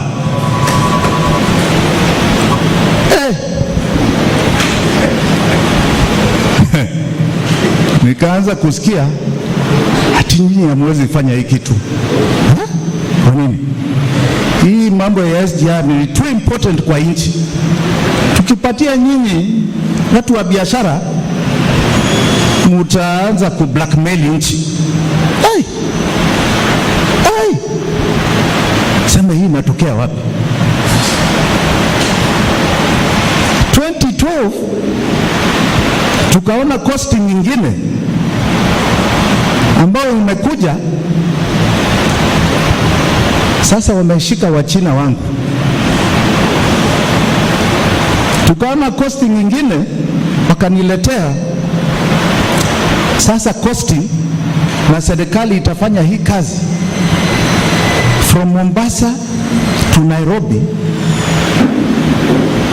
Mshike vizuri hii hesabu. From Mombasa to Nairobi sasa imefika, walianza kwanza na 220 billion kutengeneza reli peke yake, 4 times half the distance, nusu ya distance ya hapa mpaka Malaba, kutengeneza nini? Reli. Alafu ingine ya kuweka hima wagons, bogi, rolling stock, wanaita rolling stock, ingine $1.2 billion. Yote inakuja 380 billion shilling.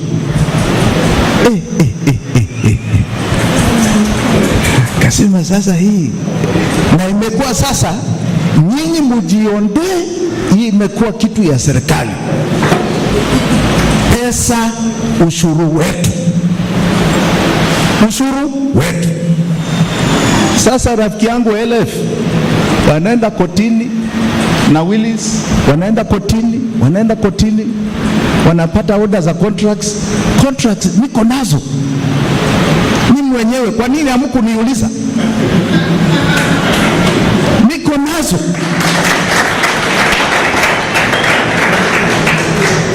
Ilipigwa sahihi 2012. Uhuru 2013 akapeleka Uchina, wakapiga sahihi ya finance contract $3.8 billion.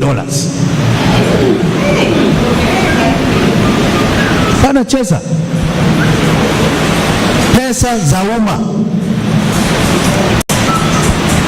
Wakati huo mimi naambiwa, najua alikuwa rafiki zangu wakati huo, naambiwa wewe usijali, wewe kula kidogo, wachana na maneno mengi,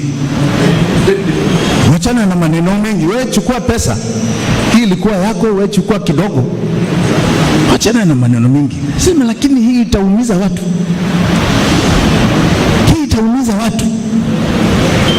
Sema wewe wachana na maneno ya watu bwana. Wewe namna gani?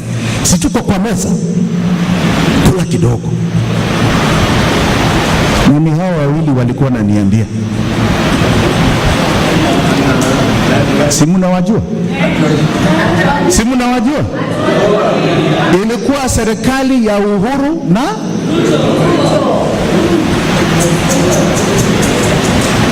nikasema hapana, hii iko tuko na shida huku mbele, na watu watasema hii ilikuwa wazo na mtaba ya Jimmy Wanjigi. Wananchi wataniua. Sitaki hii kitu, sitaki hii kitu. Nikawabembeleza wawachane na hii kitu, tutengeneze barabara highway kutoka Mombasa mpaka Malaba kama ile ya Thika Road, lane 6 na outside lane. Nikasema hiyo Thika Road, mimi ndio nilifanya Thika Road na Kibaki. Nikasema hiyo Thika Road ilitumia 32 billion shilling. 32 billion shilling, lakini ilibadilisha uchumi ya Wakikuyu. Ardhi 1 acre before Thika Road ilikuwa 500,000 shilling. Mshike hii hesabu. Wakati tulitengeneza Thika Road, bei ya hiyo ardhi 1 acre ilikuwa 12 million shilling. Wakati huu ni 50 million shilling hiyo. Nikasema tukileta hapa hiyo barabara kutoka Mombasa mpaka Malaba, tutabadilisha uchumi ya Mswahili hapa, Mtaita, Mkamba, Mkikuyu, Masai, Kisi, Luya, Kalenjin, Luo mpaka Malaba. Wataona faida ambao hawajawahi kuona. Wachana na SGR, tutafanya hiyo sisi private sector. Wakaniambia mimi najalia watu sana, nazungumzia watu sana, lete tufanye hii kitu. Mabarabara Kibaki amefanya, lete sisi tufanye hii SGR, watu waone tumefanya kitu na hii iko na hela. Tukakosana hapo, Leo hii huyu Mchero, huyu simama Mchero, huyu Mchere amefanya hesabu ya SGR. Unataka niwaeleze hiyo hesabu ya SGR iko namna hii.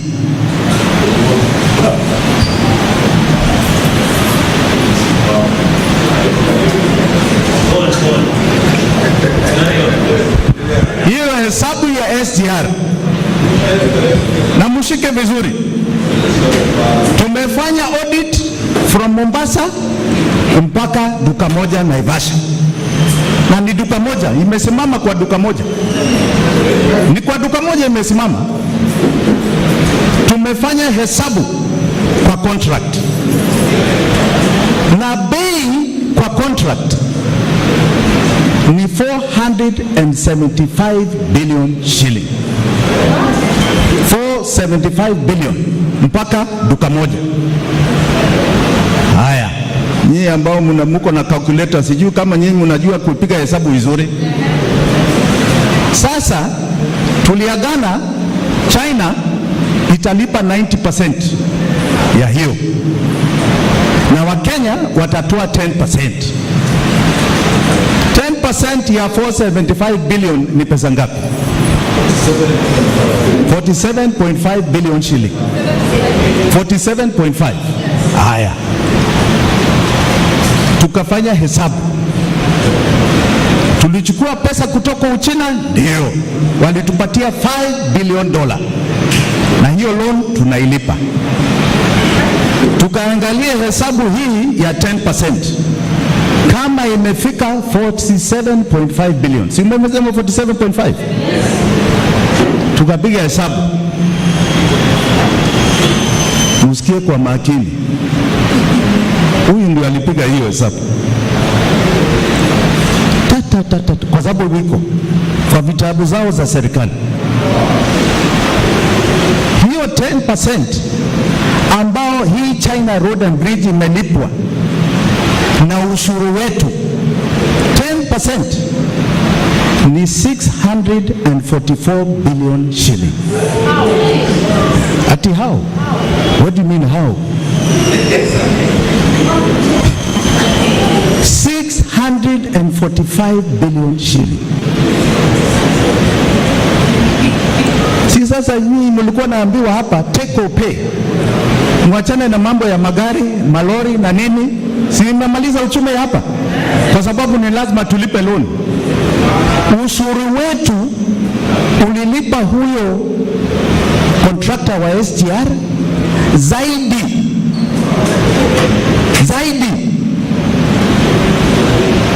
Tumejenga hiyo reli na pesa zetu, si pesa za Uchina.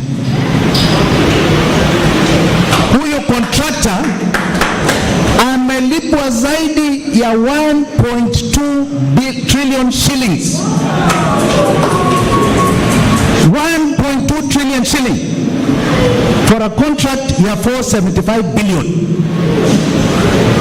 Kama hiyo ni ungwana, niambie.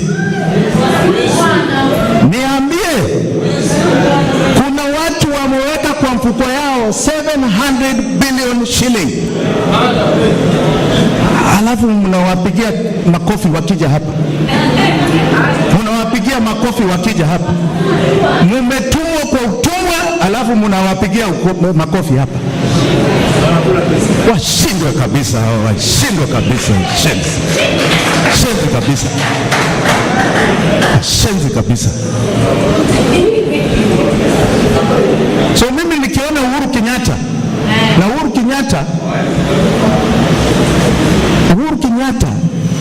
tulijuana tukiwa watoto wadogo, tumeenda kwa the same school. Mimi nilikuwa class moja na ndugu yake Muhuru, yeye alikuwa mbele yangu. Nikimwona namna hii saa hii, hata kumsalimu sitaki, na hii ni moja tu.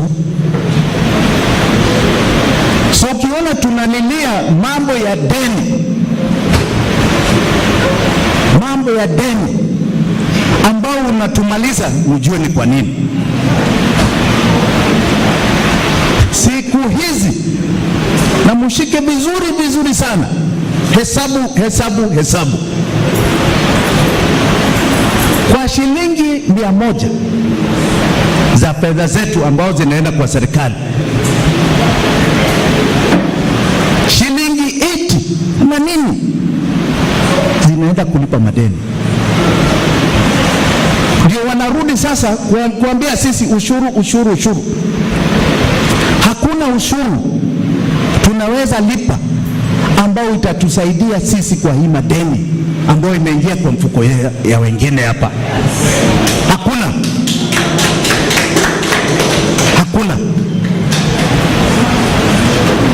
Nyinyi watu wa Mombasa, unajua tukiwa Nairobi tunamchekelea,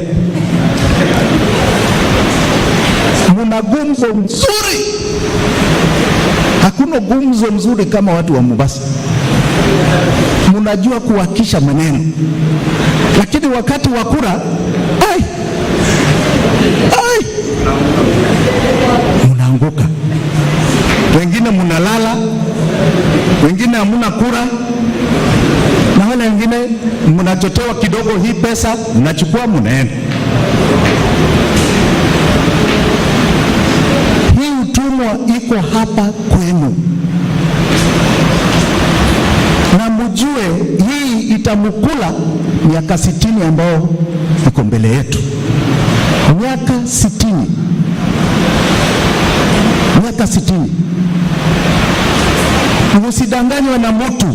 Hata Ruto akija hapa ati ataokoa nyinyi next year ama in 3 years time.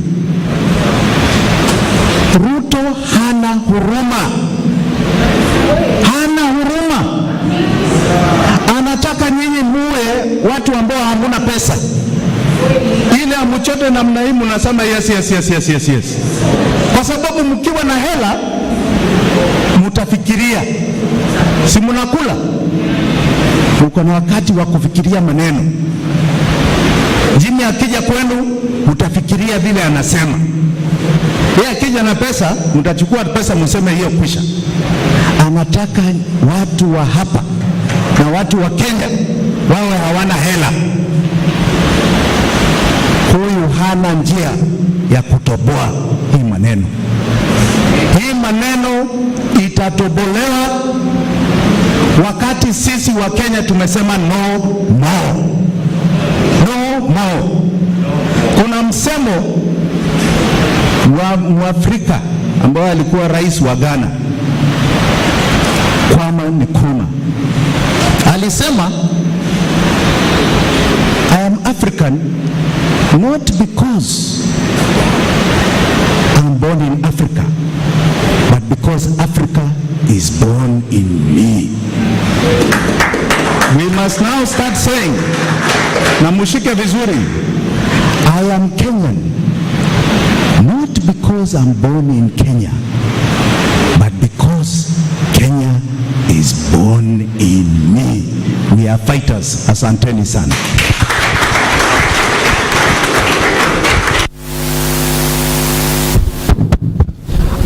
Asante sana Bwana Jimmy Wanjigi. Wakati wowote kuanzia sasa gavana wa Mombasa atakuwa lakini tutaendelea na program vile ambavyo iko. Akifika tutampa heshima yake. Ningetaka kumkaribisha tena Bernard. Jimmy ametuogopesha sana, ametutamausha. Anasema hii reli ilifaa kutugharimu bilioni 55 kutoka Mombasa hadi Malaba, halafu ikafika bilioni 475, halafu tumelipa trilioni 1.2.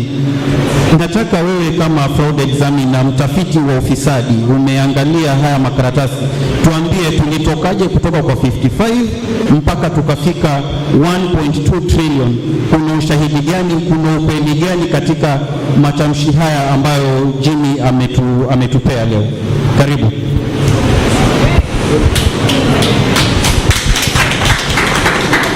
Asante sana. Kama nilivyomwambia,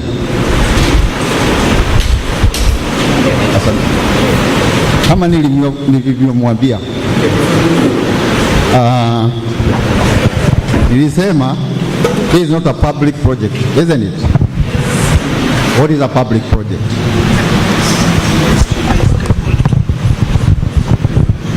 What is a public project? Na kwa Kiswahili public ni nini? Umma. Unajua kitu yote ya umma, it is guided by law. Sababu ni yangu, yako na ule mwingine, sio ya president, sio ya minister, sio ya MP. Yote ni yetu. Kwa hivyo vile nilifanya, niende nikaangalia, nikaona, nikauliza kwa sheria public project ni nini? Kitu ya kwanza, all public projects are supposed to be in the blueprint. Ile blueprint uko nayo ya Kenya ni ipi? Vision 2030.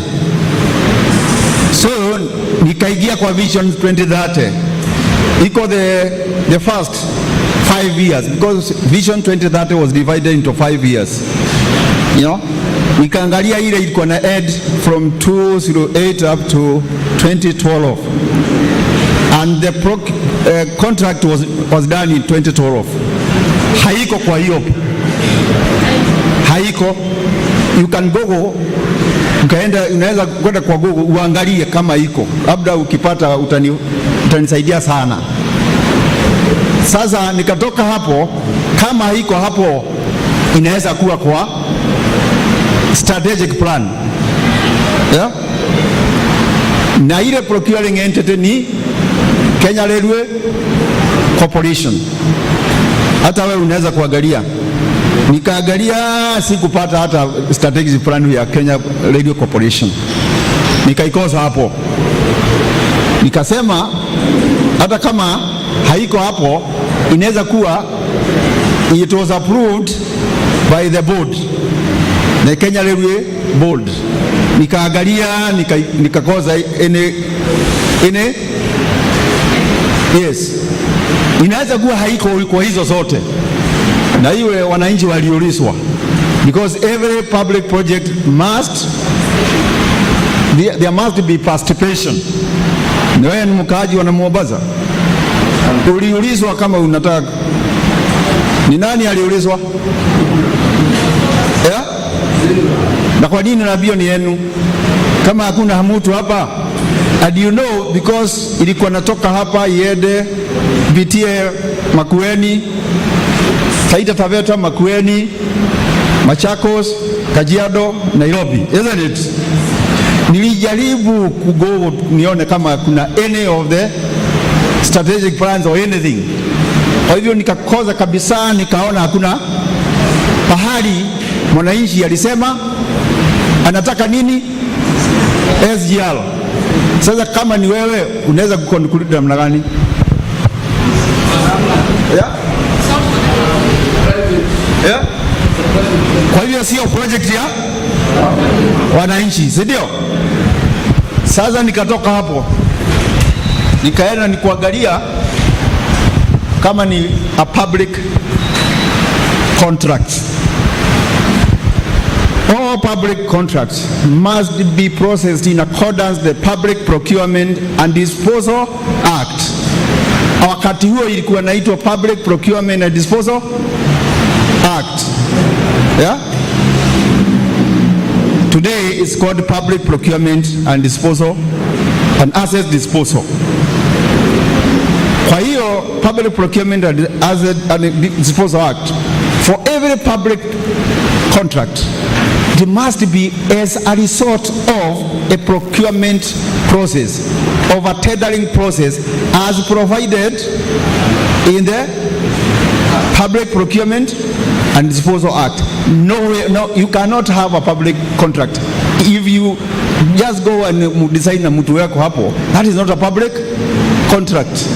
And there are only, at that time there are only 7 methods: open tender, direct procurement, restricted tendering, request for quotations, low procurement, specially permitted, request for proposal. Nayo hakuna pahali niliona walitumia nini those methods. Now nikaangalia kama kulikuwa na contract, ni lazima iwe published by the Public Procurement, it is now called Public Procurement Regulatory Authority. By then it was called PPOA, Public Procurement Oversight Authority. Under Section 46, we are supposed to publish in their portal and in the news that this is. So if ukikuta hakuna kwa Public Procurement and Oversight Authority their website, then that is not a public contract. It is not a public, because it must be published. Because why is it called public contract? What is the word public? Mlisema ni ya umma. Kwa hivyo inaweza kufishwa. Inafichiwa nani? Ndio I sympathized with the Okoa. Walikuwa naenda kuitisha document. An existent what? An existent document. There was no document. Up to today hakuna document ya public procurement for public contract ya SGR, na ule amepata because haiko kwa website. Under Section 45 of Public Procurement and Disposal Act, it says that the procuring entity must keep custody of all the procurement proceedings for more than 6 years if it doesn't have any problem. So now, Kenya Railway Corporation is supposed to have it there. If it doesn't have, is there a public contract? Yeah? In fact, I sympathize.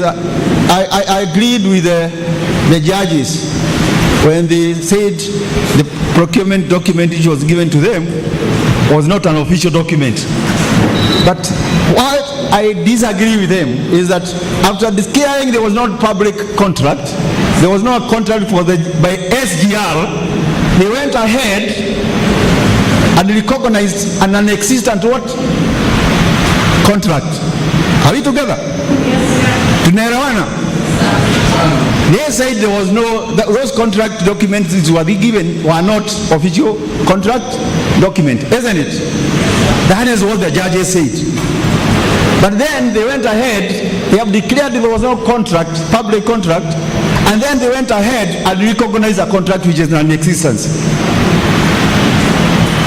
Abla amesoma sana kuliko sisi. But the question is, how do you recognize something you have already said there it is? Maybe we are atatuambia. Because the issue is this, they have said these contract documents we have given to us are not of issue, isn't it? And they have not shown us the official ones.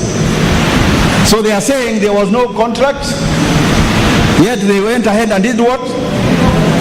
So, having gone through all that, I also came to a conclusion that this is not a public. Do you agree with me? Do you agree with me? So there was no public contract here. SGR. So we are talking about something which does not exist.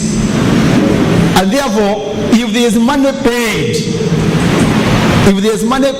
for an existent contract, what do you call that? Yeah? What do you call that? So are they stealing our money? Yes, they are. Are they stealing our money? Because you are paying for something which is not? Yes. Yeah? Economic crime is fraud. So that's why I concluded there is no public contract. Then I came to the public debt. Public? Tumeona that is not a public project. Tumekubaliana? Tumeona that is not a public contract. Then why did they go for borrowing money? Walienda borrow money for what? My friend, walienda kuomba pesa ya nini? Kama tumekubaliana hii sio public contract, this is not public project, then wanaenda kuomba nini? Pesa. When I tried to look for the loan agreement, I didn't see the loan agreement until the Cabinet Secretary Infrastructure published a loan agreement. One, and if you go to the debt register, you will find that there are 3 loans. But it's only one day, he published only one, and he actually lied to us. He published a loan agreement, not a contract,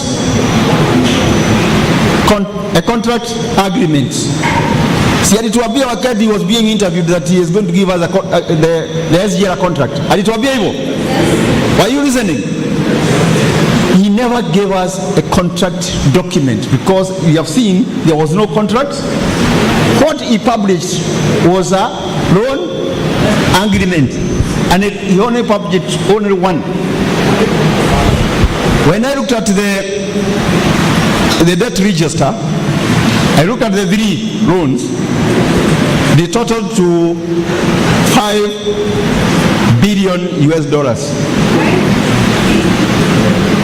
$5 billion.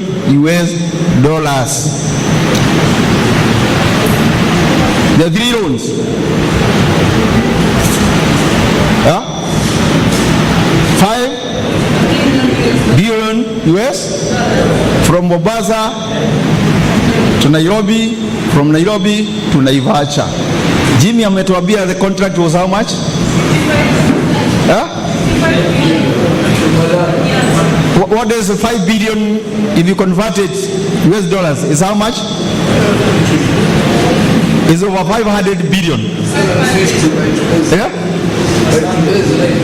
Is how much? 750 billion. Wacha tuseme wakati huo ilikuwa kidogo, so it was around 539 billion.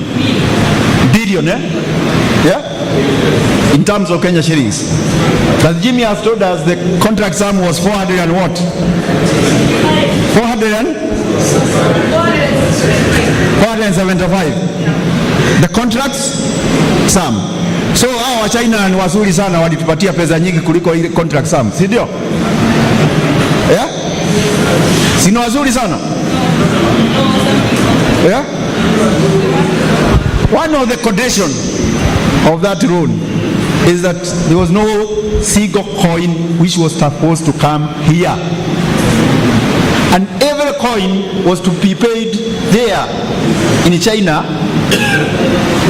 In China, was to be paid to the contractor there in China. We never received even a single coin. What we received in makaratasi inaitwa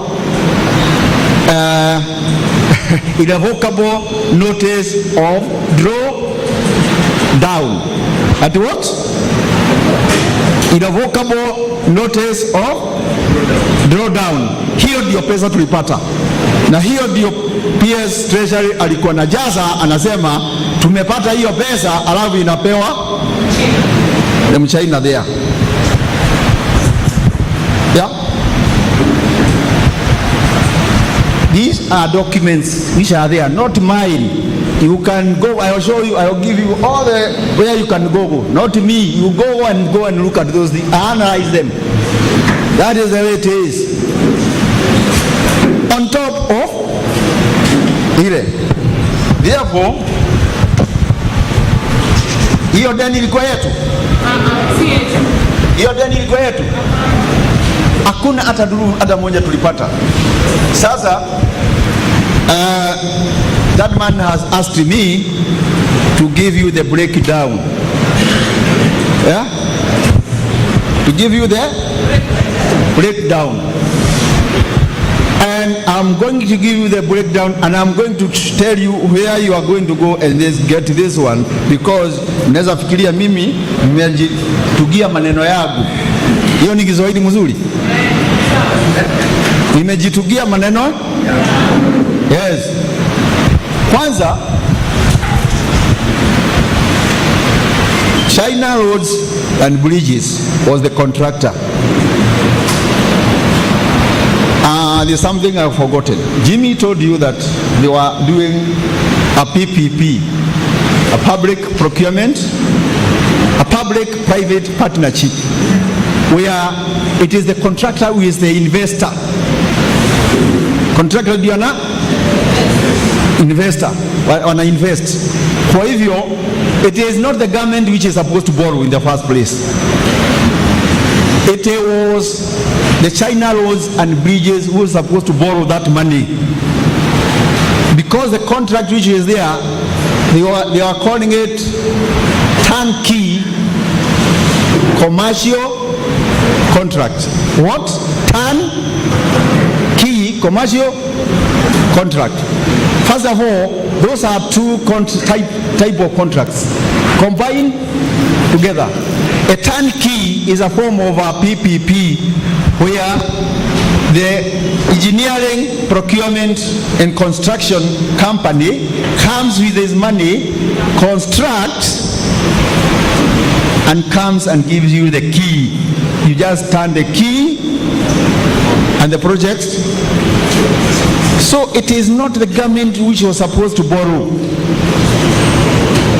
It is China Roads and Bridges who was supposed to borrow the money. But it was converted to a commercial contract.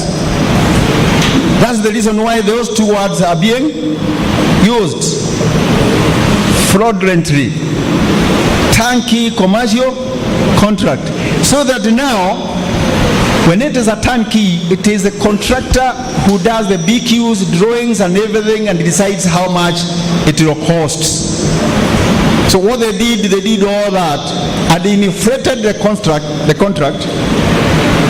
and went to India banks there, negotiated for higher loan, and then they came and converted so that Kenyans were na ule mwingine, where you are the borrower, but you are not supposed to be the borrower, because it was a turnkey contract. That is the reason why in the first place you can see the loan is higher than the contract sum. And by the way, when it is a turnkey, it is a big use, the drawings and what have you are done by the contractor, and he knew now this is a fraud. He inflated the cost of construction, so that the 10% you hear is talking about yede juu.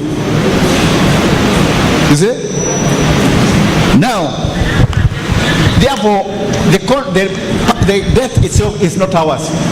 It was supposed to be for China roads and bridges, and whoever converted it to Kenyan loan should bear there, because the turnkey, it is never the Kenyans who are supposed to be borrowers. It was the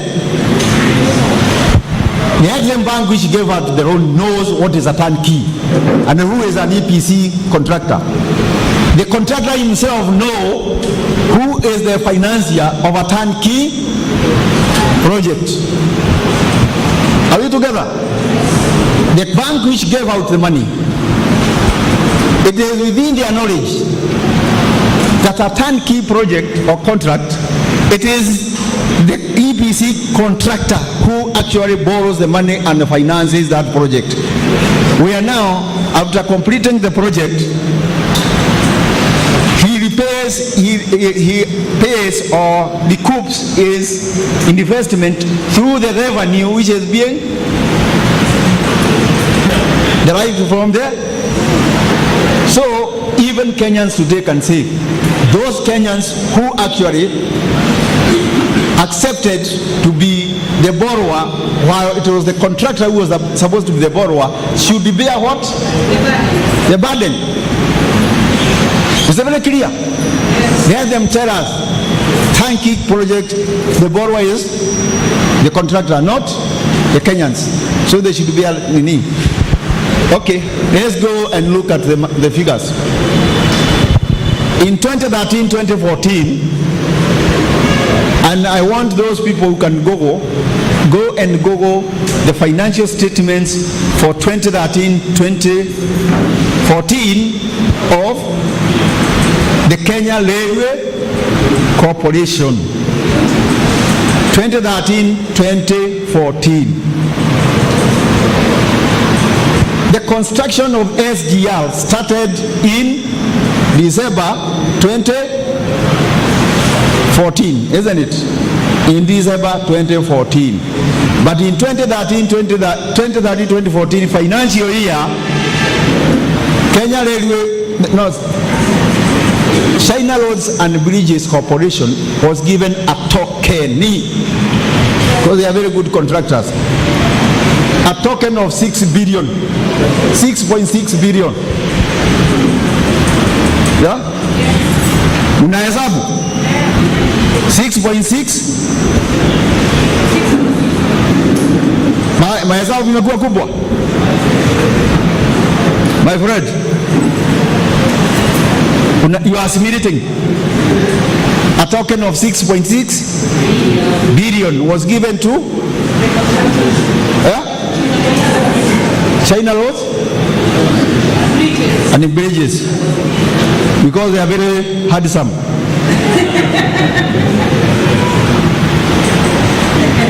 Why are you looking at me like that? Yeah?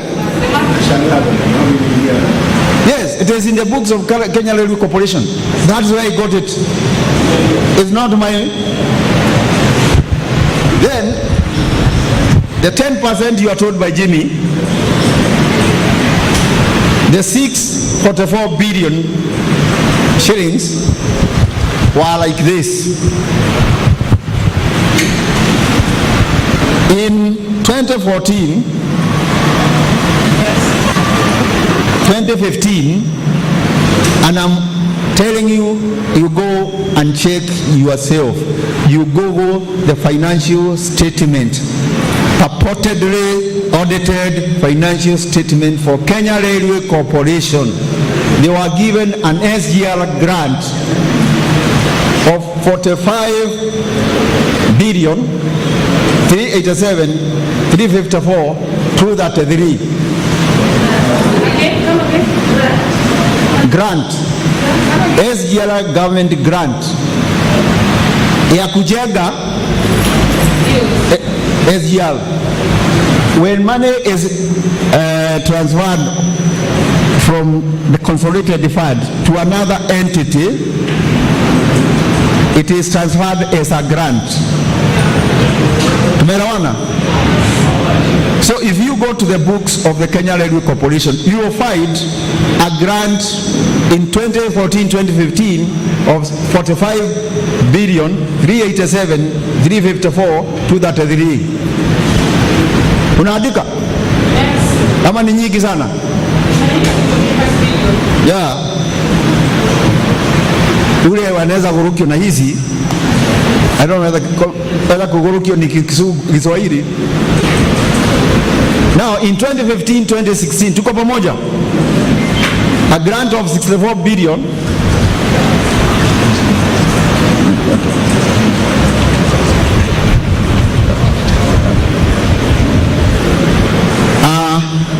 in 2015-2016 it was 64,051 368,498, and I went through that 2017-2018, 2018-2019, 2019-2020. The total comes to 644. Yeah? Yes, billion.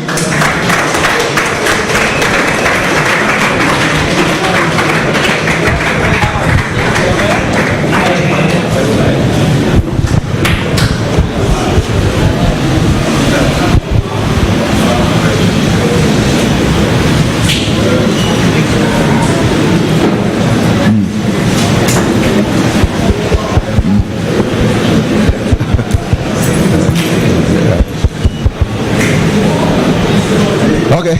Because sawa sasa. Welcome our governor, eh? Yeah? Pigeni makofi ingine.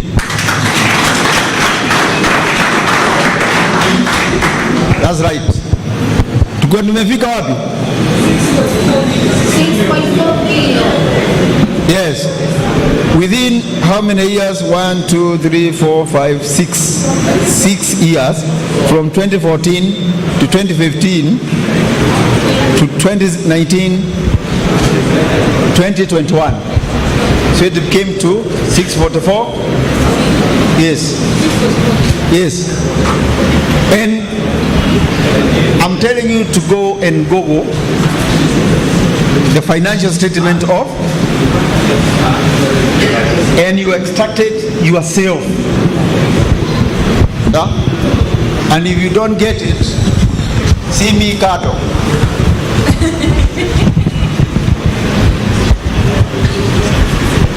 Yeah? Now, that is now what we are calling what? 10%. Tunaelewana? Yeah? Tuko pamoja? Ama nimempoteza? Pamoja. Yeah?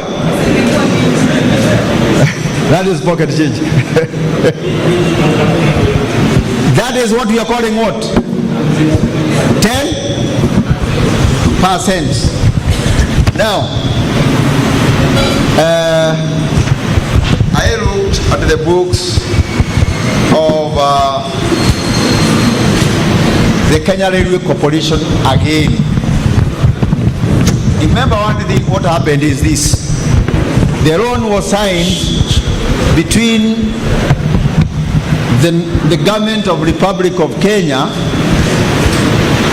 the government of Republic of Kenya and the Exim Bank.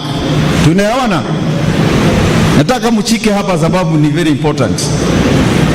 The loan was signed between who? Yeah? Kenya and Exim Bank. Yeah? Kwani nimepoteza wengine? Wacha turudie. The loan was signed between the government of Republic of Kenya and the Exim Bank of China. Yes. Tumeelewana? When you sign a loan between the government of Republic of Kenya, if you go to Article 260, it means sisi sote ndio tumesign nini? Sisi sote. All the entities in the Republic. So, and remember I told you, hakuna pesa ilienda treasury. But there was a condition that treasuries should sign an on-rating agreement with the Kenya Railway Corporation.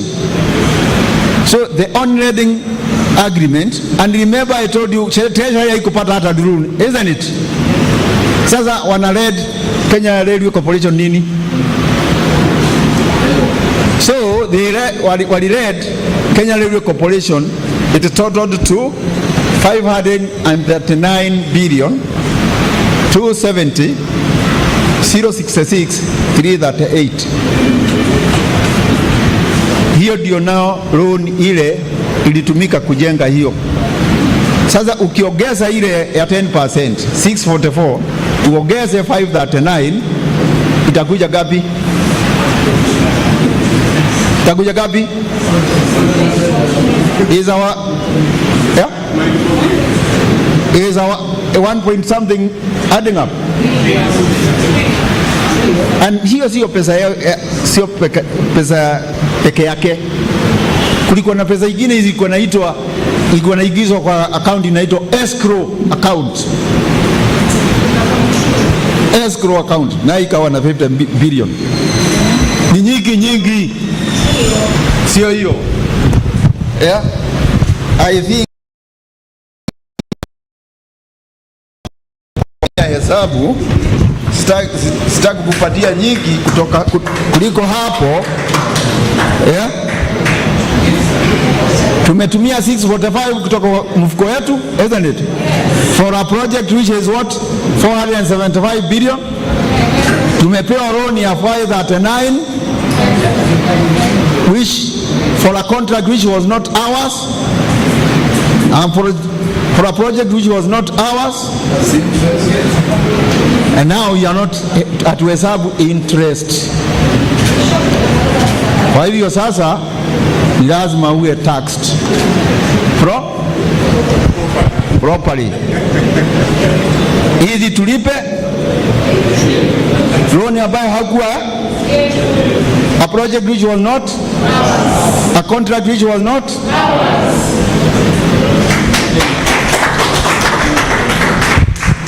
Asante sana Bwana Mshiri. Kusummarize, amesema hii project estimation yake, contract yake inasema 407 billion. Tumetumia pesa yetu 645 billion kuenda kwa hiyo mradi, halafu tukachukua loan ya 539. So project ni 407, tumechukua pesa yetu, ushuru wetu, tukaifund 645 way above the contract sum. Alafu bado tukaenda tukachukua loan nyingine zaidi ambayo hata haikuingia kwa account zetu Kenya, ilibaki huko nini, ambayo pia bado lazima tuilipe. Hiyo ndo anajaribu kusema. Sawa sawa. Tumetumia 1.2 trillion kujenga project ambayo ni ya 407 contract sum, na the initial estimate was 55 billion. Hivyo ndo kuchezwa, tumechezwa. Na ukitaka kujua tumechezwa zaidi, jiulize kwani kwa hapa sahi haiongei kitu yote, na wakati wakiwa nje walikuwa wanasema wakiingia wataongea. maybe to just sum it up, kuuliza why were so many rules and policies and laws broken na hakuna kitu yote imefanyika. Kuna wale ambao wamekuwa kotini, kuna wakili ambaye yuko hapa pia atatueleza tu kwa kifupi mahakama imesemaje kuhusu mradi huu wote wakati kesi ilipofika kotini. Na kabla hatujamwalika akuje atuongeleshe tu kwa muda mfupi, ningetaka pia kutambua uwepo wa mstahiki gavana wa Mombasa Abdul Swamad Sharif Nassir. Mkaribisheni kwa makofi. Yeye kama gavana anajua ni kwa njia gani uchumi wa Mombasa umeathirika, kwa sababu yeye pia anaokota kodi, atatuambia kama uchumi umeathirika kivipi. Na pia yeye mradi huu kitengezwa alikuwa bungeni kama bunge wa Mvita, sehemu ambayo tuko hapa, na alikuwa anakaa kwa kamati ya bunge ambayo inaangalia masuala ya investment. So wakati wake ukifika utamuuliza bwana gavana, wakati huo ulifanya nini na sasa unasema nini? Lakini kabla tujafika kwake, wacha tuende kwa wakili Willis atuelezee mahakama imesemaje. Inatuacha tu tunanyongwa tu hivi jameni. Karibu bwana Willis, utuelezee mahakama inasemaje kuhusu masuala yote.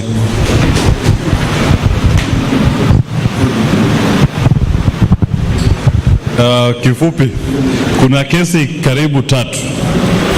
Nianza na kesi ya Omtata ambaye alienda kulizia uhalali wa hii project ya SGR.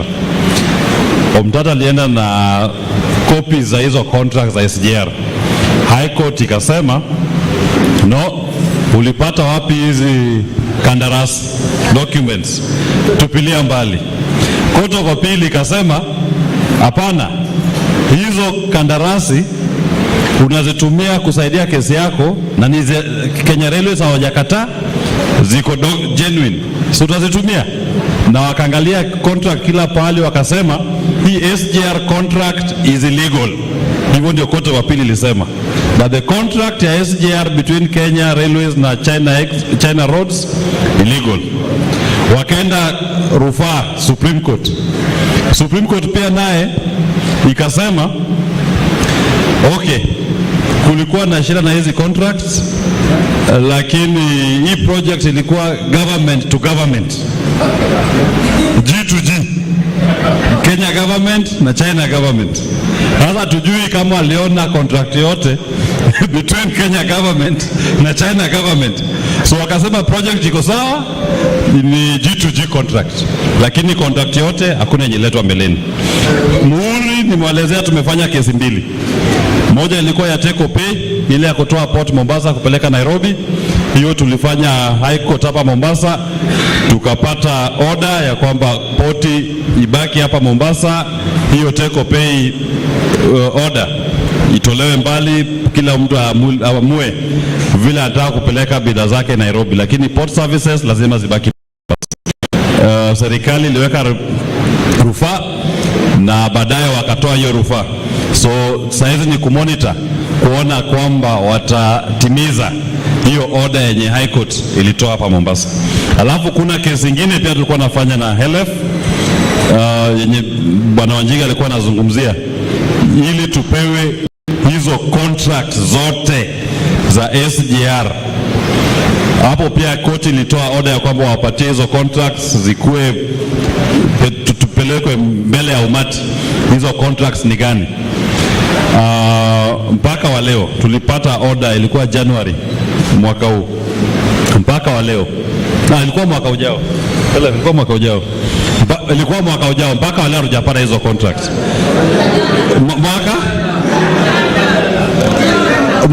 Mwaka wa jana, mjua mimi ni Mjaluo, mnaelewa, mwaka wa jana mpaka wa leo hatujapata hizo contracts, na strategically tunapanga kurudi kotini na tuombe huyo PS wa transport, MD wa Kenya Ports, MD wa Kenya Railways, tuwashtaki washikwe, na kama polisi hata washika, tutakuja tafute wana Mombasa, tuende tuwashike, tuwapeleke gerezani, kitu kinaita civil jail. tuko na court order, sasa ni kutimiza tu yale ambayo court order imesema. Asante sana. Asante sana Bwana Willis. Na kama tulivyosikia, tuanze kujitayarisha. Itabidi mwaka ujao vitu vifanyike, kwa sababu visipofanyika watatumaliza hawa.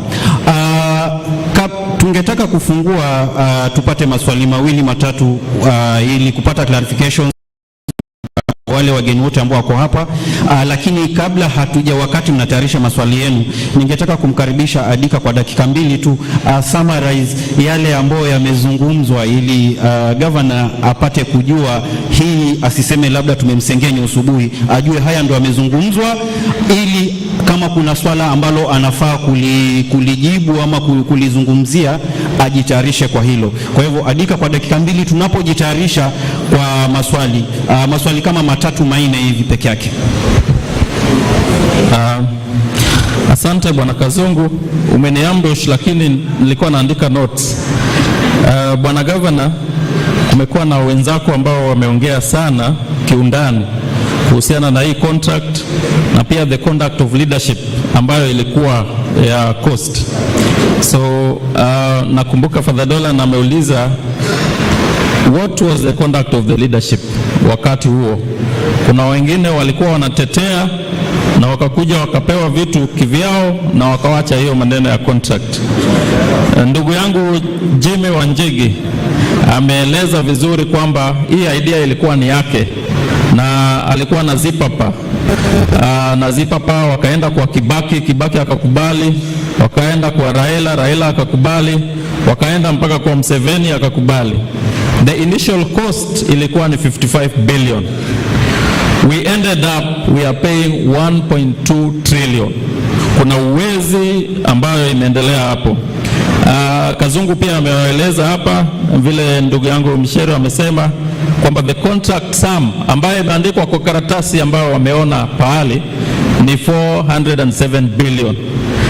Pesa yetu yenyewe ilizidi hii contract sum. Kwa hivyo deduction yao ni kwamba, ama inference kwa kizungu, ni kwamba sisi tulifund hiyo maneno ya SGR na pesa yetu, lakini bado tukaenda tukakopa pesa na ikaenda kwa mfuko za watu. Kwa hivyo ukifuata vile ndugu yangu alisema ni kwamba hii contract was outside the books of government, the legitimate books ya serikali, the policies. Haikuwa, ilichukuliwa nyuma ya curtain. Nimeshangaa ndugu yangu Willis amesema kwamba Supreme Court ilisema hii ni G to G, na vile Mshero alisema ni kwamba ilikuwa Kenyan government na Exim Bank. Exim Bank haijawahi kuwa government. Kwa hiyo maneno ya G to G, we should ask Supreme Court wa mahali waliitoa. Hakuna pesa ilikuja Kenya. The money that was borrowed ilitumika huko China na ikaisha huko. Kwa hivyo Kenyans are paying for something that was not legally taken, na the assumption is people are putting this money in their pockets. I think Governor, you know more, and that's enough. Asante sana. So tutaenda kwa maswali kama tulivyosema, maswali kidogo tu ya kupata clarifications, na wakati unauliza utasema pia swali lako unataka lijibiwe na nani, ama kama unataka kila mmoja ambaye ako hapa mbele alijibu, you can also say as much. Kuna mkono ulikuwa umeinuliwa hapa, kuna mkono mwingine pale nyuma, watatu hapa.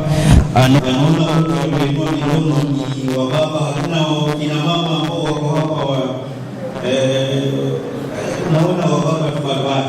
So tutaanza hapa, halafu kuna mkono kwa pale. Asante. Dakika moja kila mmoja. Mimi nadhani ni swala zaidi. Na swala langu nimemletea yule bwana kumuuliza swali. Bwana Willis. Mimi nimewahi kuwa surprise officer mwaka 2003 kule Kizini. Ikiwa kama huyu bwana mshiri amesema hapa kwamba the contract is private, private. My question is very simple. Why? If we have a constitution and we have chief, we have auditor, we have ISPA, we have law society,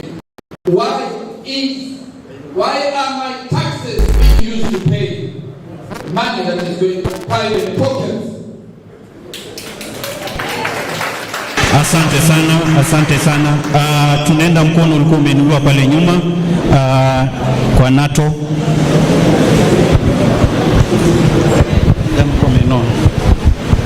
Ya mjamboni, mimi jina langu ni Michael Nato na mimi ndio director wa Haki Kenya na mimi pia ni member wa the Coast Civil Society Network.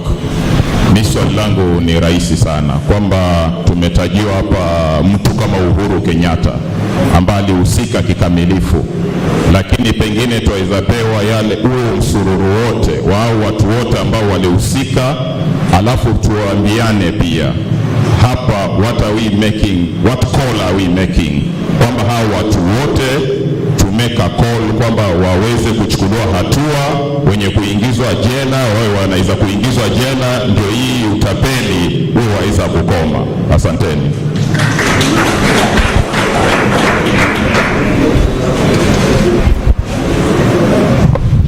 Hapa mbele tafadhali.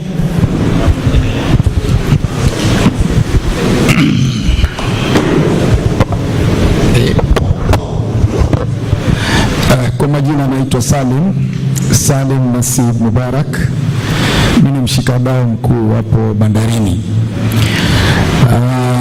Kitambo kidogo nilikuwa pia nafanya na Kenya Railways Corporation, KRC.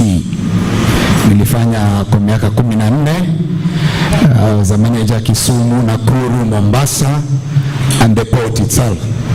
Kwa hivyo niko na dukuduku kidogo ya railways. Kwanza nakubali kabisa na Bwana Njigi kwamba yes, there was a feasibility study, and I remember very well I was then working in Mombasa as an assistant manager, and we had a trolley that we were monitoring coming all the way from Nairobi doing that feasibility, and it was Japanese, and we had to do an SGR project. How and when these things changed to SGR, that is a story that you have already enumerated. Mine is to observe the current position. Yes, the current regime opened up after a lot of lobbying. I believe our Excellency the Governor, we were together in the port, together with Khalefi, lobbying against monopoly of the SGR, and we succeeded. But the government gave us through the right hand sign, the right hand, and it has taken through the left. Why I'm saying this? The moment they opened up, we expected as stakeholders a major shift from rail to road, because quite a number of our clients based in Nairobi were waiting for that decision. Unfortunately, the shift was not as what we expected. Why? Because the petrol and diesel went up, whether deliberate or not, but that affected that major shift we expected from rail to road. So we still, yes, there is some changes. The figures to Nairobi now, ex-Mombasa has gone down, but we didn't expect that margin. We expected a big margin. So we are appealing to the existing government. We are appealing to all of us to put pressure so that petrol, diesel should come down. It is affecting all of us. It is affecting the cost of doing business. It is affecting the cost of living. So that's one major issue I want to highlight here.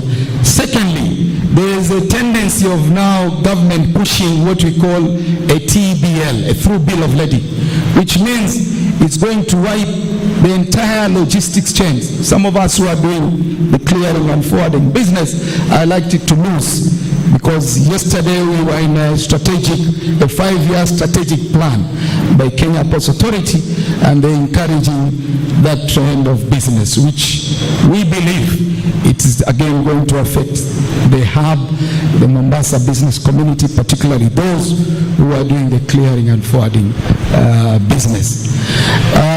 Thirdly, yes, the costs of doing this SGR is just, unbelievable. We have 2-3 SGR projects. One to our neighbors in Ethiopia, it is the longest compared to ours, and they did it almost half the price.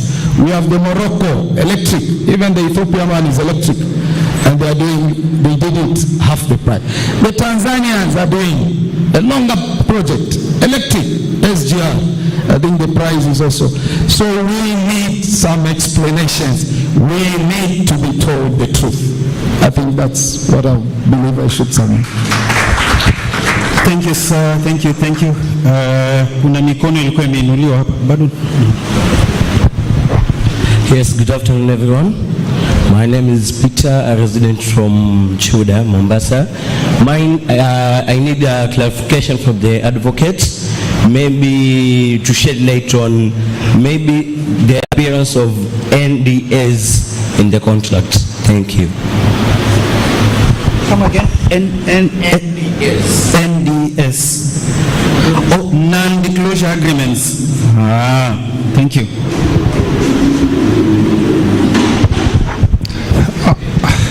Habari zenu. Kwa majina naitwa Wamete.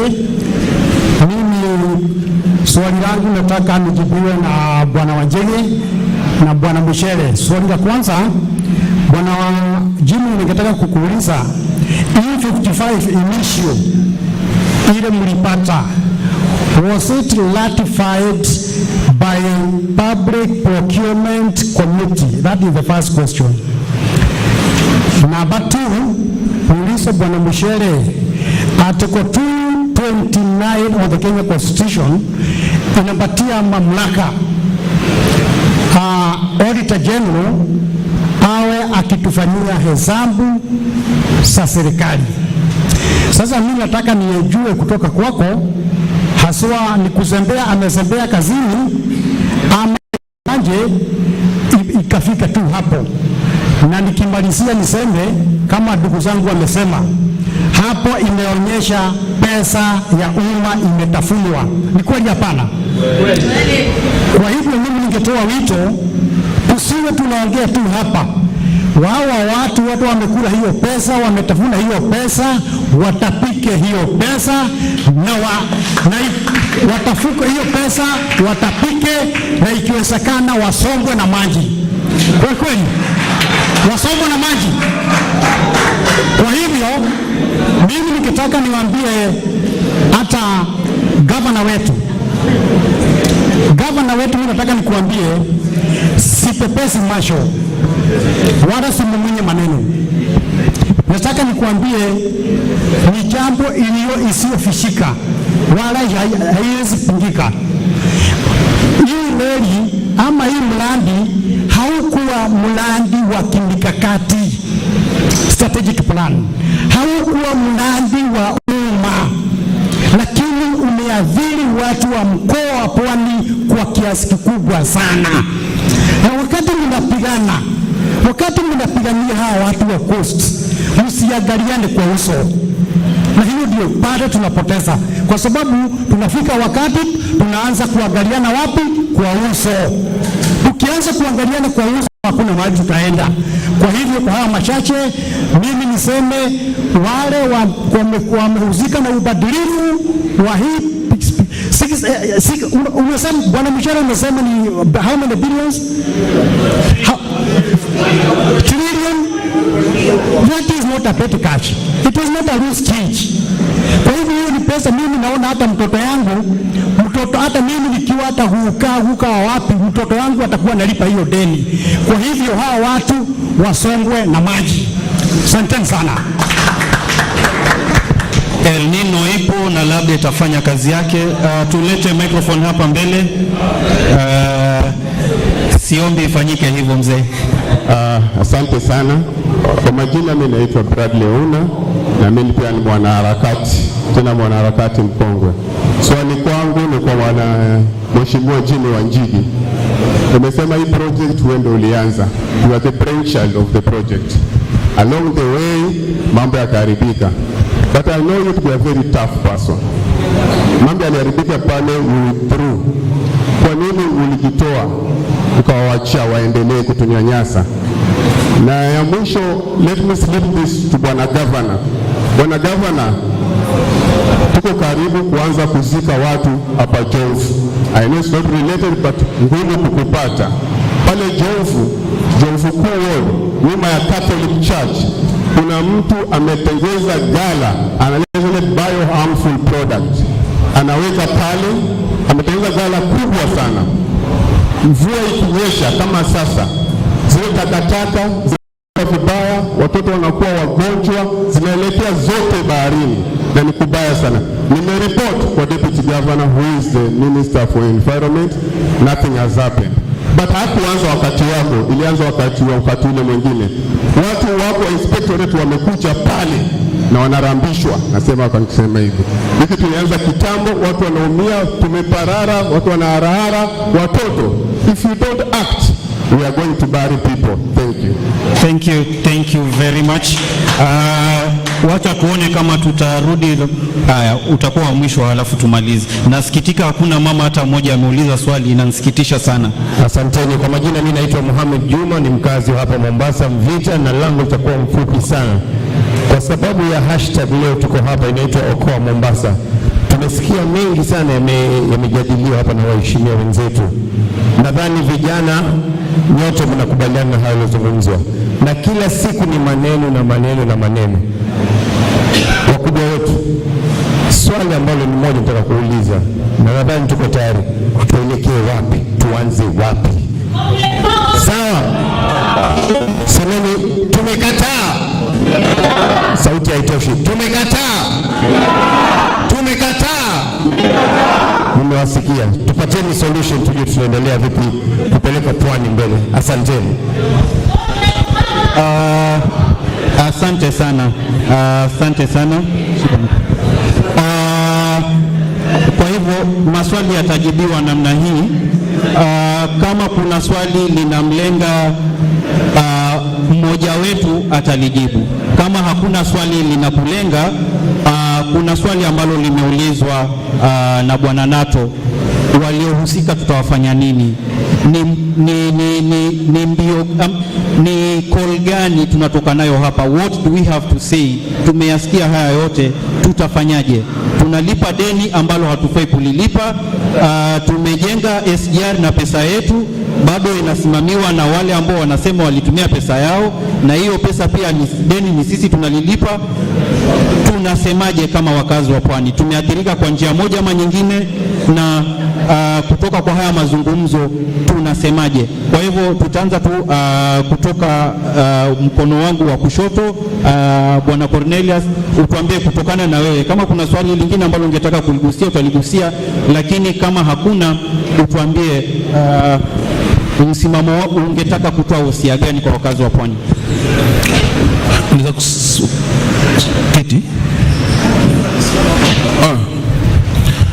Nafikiri swali ambaye huyu ndugu wa mwisho ameuliza ni swali la maana sana. Isiwe kwamba ikakuwa hii ni talking workshop. We want actions.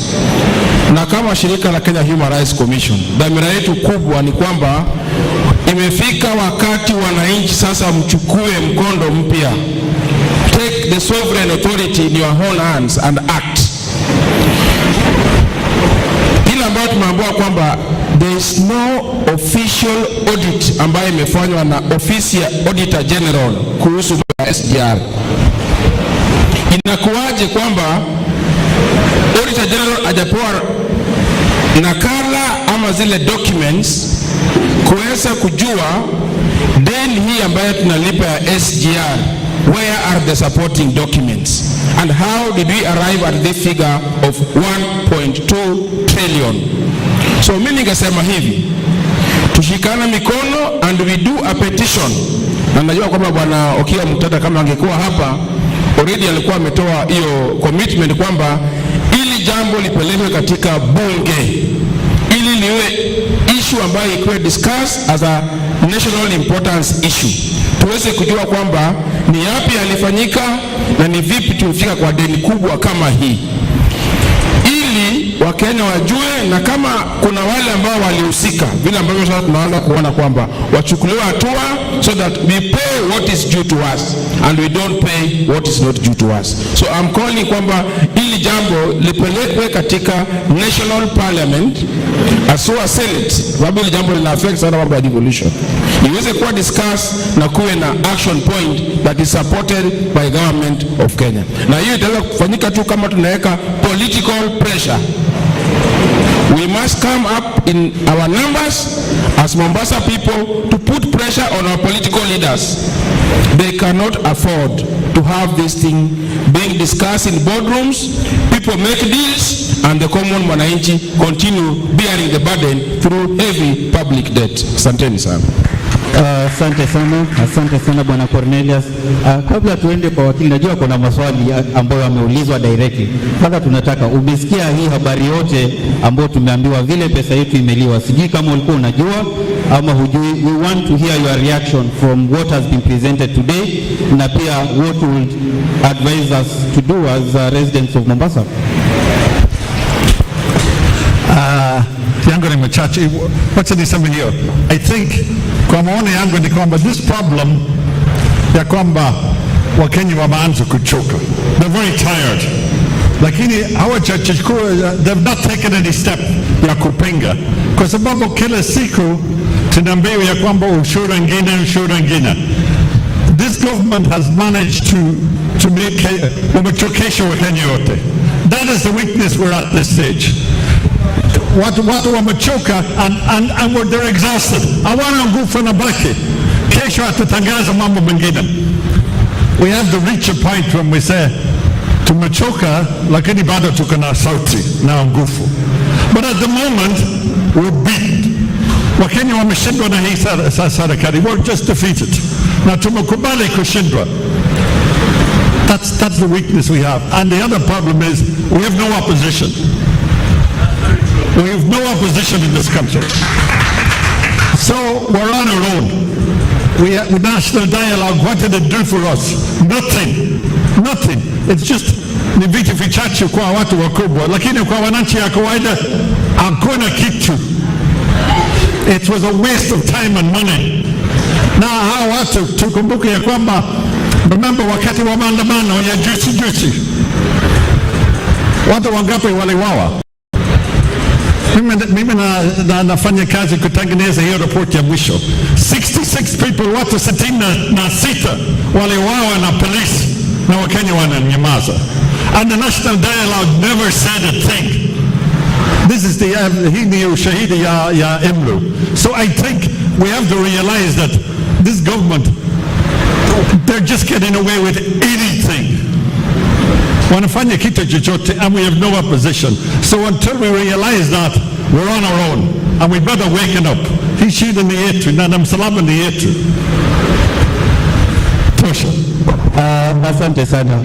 Father anasema we are beaten, na tumebaki tumenywea tu. Tuko na wanafunzi wa university hapa, help haijaingia na wamekaa tu wakambe wako, wacha nisemekane na wachochea, lakini we are beaten na tumebaki tu hivyo kamba. Tumekubali tu, kila siku taxes zinaongezwa, tumejikubali. Asante sana. Sasa tuende kwa yale maswali ambayo yameulizwa. Kunayo ambayo ulikuwa umeulizwa Bwana Willis. Kwa machache tu. Kwanza hiyo swali kama kulikuwa na non-disclosure agreement. Hiyo ni agreement yenye serikali ilijaribu kupeleka kotini, na koti ilisema hawezi kataa kuambia Wakenya commitment umepeana kwa nchi nyingine, juu ni pesa yao unatumia kulipa hizi deni, lazima ulete hiyo agreement. Hii ni agreement ya Wakenya, ilete kotini na upatie HLF na muhuri. So hiyo ilikataliwa. Swali la pili nimeulizwa, mbona pesa yangu inatumika kulipa deni duni kama SGR ilijengwa kutumia pesa ya Wakenya na bado loan ikachukuliwa? Hiyo loan ilienda wapi? Na mbona pesa yangu inatumika kulipa hiyo deni? Mimi nasema hivi, Wakenya, itafika wakati tuamue, na ni wakati inafika tuambie viongozi wetu, tutakuchagua tu kama utasema deni duni, deni bonoko yenye sio ya Wakenya hatutalipa. Hakuna haja ya kupigia mtu kura juu, kwa sababu ni maisha yetu. Mbona uniambie Kenya kuna deni ya 10 trillion, kila siku nakuwa taxed, wanaongeza ushuru kila siku ili kulipa deni duni? Tuseme tunakubaliana, mwenye atasimama na aseme sitalipa deni yoyote yenye ni bonoko, yenye haikuchukuliwa kutumia sheria za Kenya, hiyo deni hatutalipa. Ni huyo ndio tuchague akuwe kiongozi hapa Kenya. Ndio nasema hivi, tunaanza hivi. Kwanza tunasema hatutachagua mwenye atalipa hiyo. Nakubaliana, chukua msimamo. The next point, utasema kama wewe mwananchi, kama sauti yangu haitasikika katika uchaguzi, tuko na namna zingine. Uchukue serikali kivyako, kwa sababu katika katiba kipengele ya kwanza, sovereignty iko kwa mwananchi. Direct sovereignty iko kwa mwananchi. Tuchukue serikali na tujiongoze zi wenyewe. Asanteni sana. Asante sana, asante sana. Kuna maswali mengine pia yalikuwa yameulizwa Bwana Mshiri, na kuomba usimame hapa. Watu wa kamera wameomba usimame na hapa uonekane. Nataka usome hii kitu. Soma. Hii inaitwa Petition to the National Assembly concerning Standard Gauge Railway Project. Hii ilifikishwa Assembly tarehe 19 June 2023. Good. Yeah. Mwambia asome hivyo because rafiki wangu amesema tuende National Assembly. Si ndio? Imefika National Assembly. Ilifika lini? 19th June 2023, mwezi wa 6 mwaka huu. 19th June 2023. Nilimwambia niliandika report. Hiyo report ilikuwa na summarize hapa. Niliandikia hiyo report.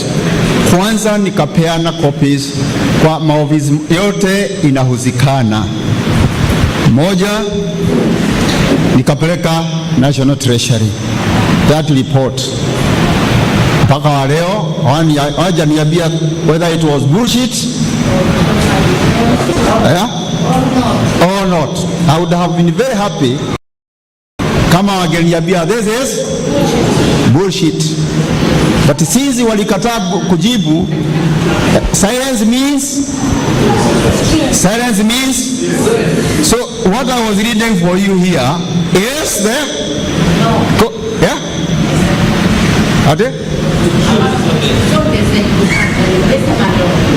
Ate no.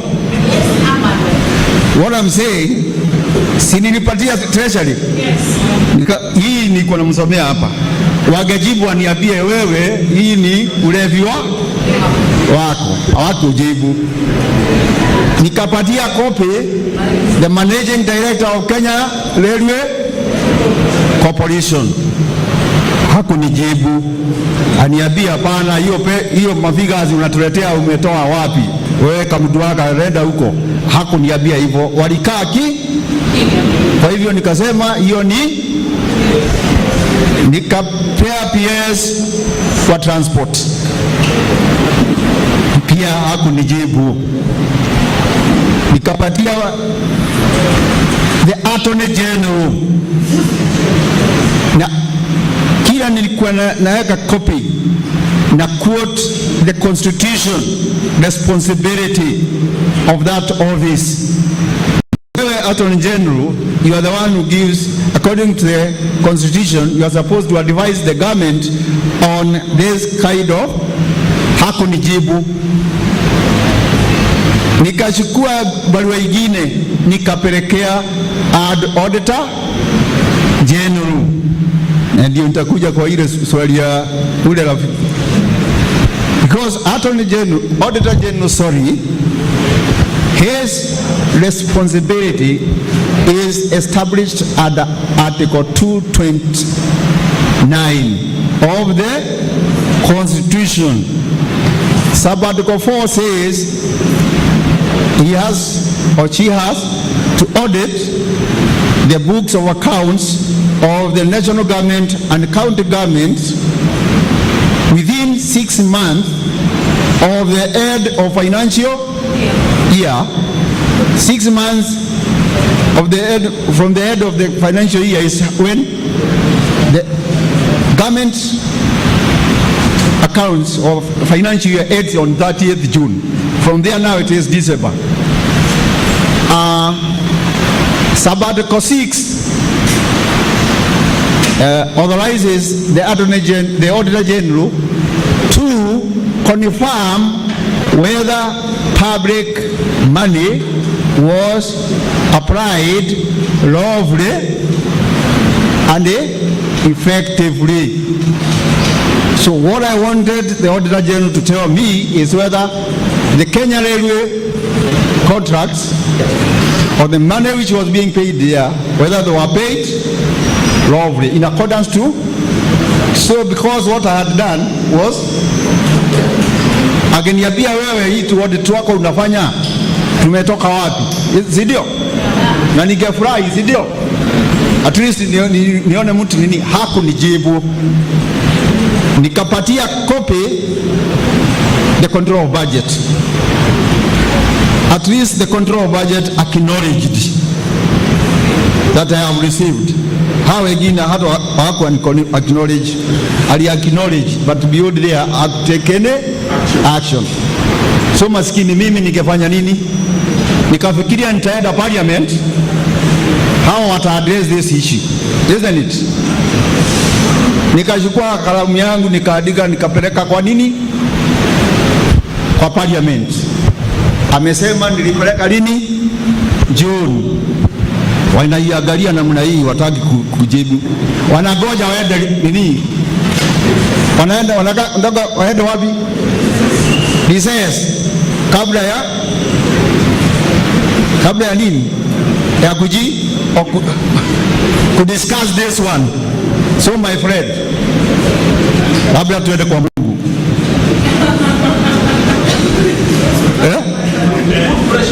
Ade?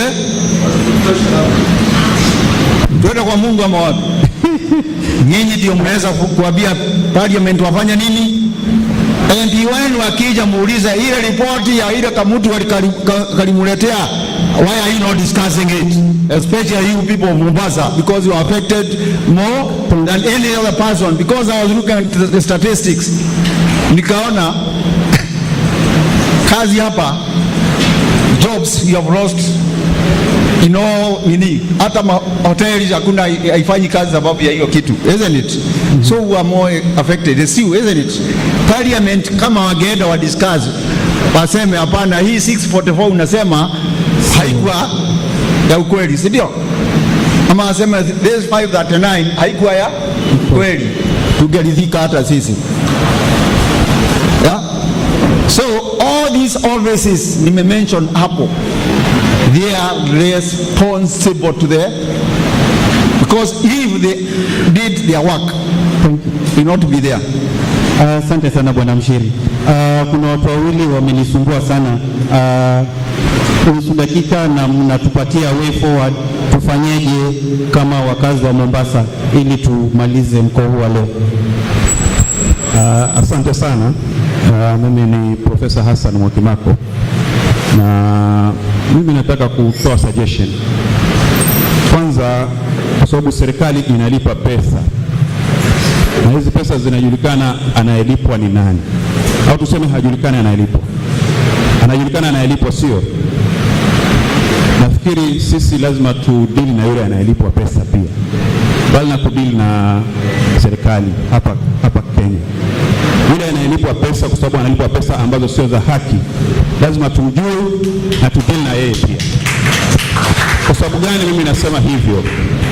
Kuna wakati niliwahi kusafiri kwenda Uchina, wakati haya mambo ya SGR hapa, hata kule China wananchi wa kawaida China walikuwa wanalalamika sana na hii SGR, kwa sababu malalamiko yao ni kuwa hii ilikuwa na gharama kubwa sana kwa Mkenya, na pia walikuwa na wasiwasi ya kuwa sisi hatutaweza kulipa ile deni, kwa sababu kule kwao ni deni la serikali, kwa sababu ile benki ambayo imetupatia pesa ni benki ya umma. Kwa hivyo walikuwa na wasiwasi ya kuwa sisi tukishindwa kulipa wao watapoteza pesa zao kama wa China. Kwa hivyo sisi tunasukumana na hawa hapa nyumbani, lakini kuna uwezekano pia twende China tukasukumane nao huko, tujue yule analipwa vipi. China tutakuwa tuenda mbali, wako Karen. Asante sana. Mimi sikuuliza swali mbele because I wanted to hear the reply. Mwanzo ningependa kurecognize Honorable Governor. Hii mkutano ni muhimu kwetu, na kitu ambaye imeniuma mimi, kuna mambo mawili yamezungumzwa, ya kwamba sisi hapa kama wapwani ni wazuri wa kuzungumza lakini si wazuri wa vitendo, na this is going to be different because tunajua ya kwamba kumekuja siasa zingine ya kutugawanya sisi hapa kama wapwani. Mr. Jimmy, I have very high respect towards you, lakini hili jambo la SGR haijaanza leo. Tumeshakuwa na maandamano chungu mzima. You had the documents. Why now? Why now? Why you didn't come when we really needed you? His Excellency alikuwa ni mbunge wa Mvita na tulikuwa naye maandamano yote alikuwa. If you could have come that time, tungejua you have a very good thing for us. It's so much gone far. So much gone far. Tumedanganywa sana sisi kama wapwani. Leo mpaka tunaletewa mambo ya ukabila. Hapa unasikia hata gavana anatukanwa ati kwa sababu watoto wa Kiafrika ndio. Kwani sisi ni nani? We are Africans. We are Kenyans. An African is somebody who is born in Africa, not the color of your skin. Unaona? This is why I'm saying, let us not lie to each other. If you want to help us, let us be together and do the things which are supposed to be done, not to talk only. Asante. Okoa Mombasa mwenyewe, tulikuwa tunataka Bwana Jimmy Wanjigi ukiniruhusu. Unajua hiyo ni challenge mzuri sana, si ndio? Haya, hiyo challenge imetoka kwako mzee wangu, kwako na kwako. In 2013 na 2014 mimi ndio nilipatia Omtata documents ya kwenda kotini apige hii kitu. In 2014 mimi ndio nilisponsor, mlikuwa nasikia kelele ya Alfred Kiter. Hiyo ilikuwa education yangu kwa wabunge wapige hii kitu.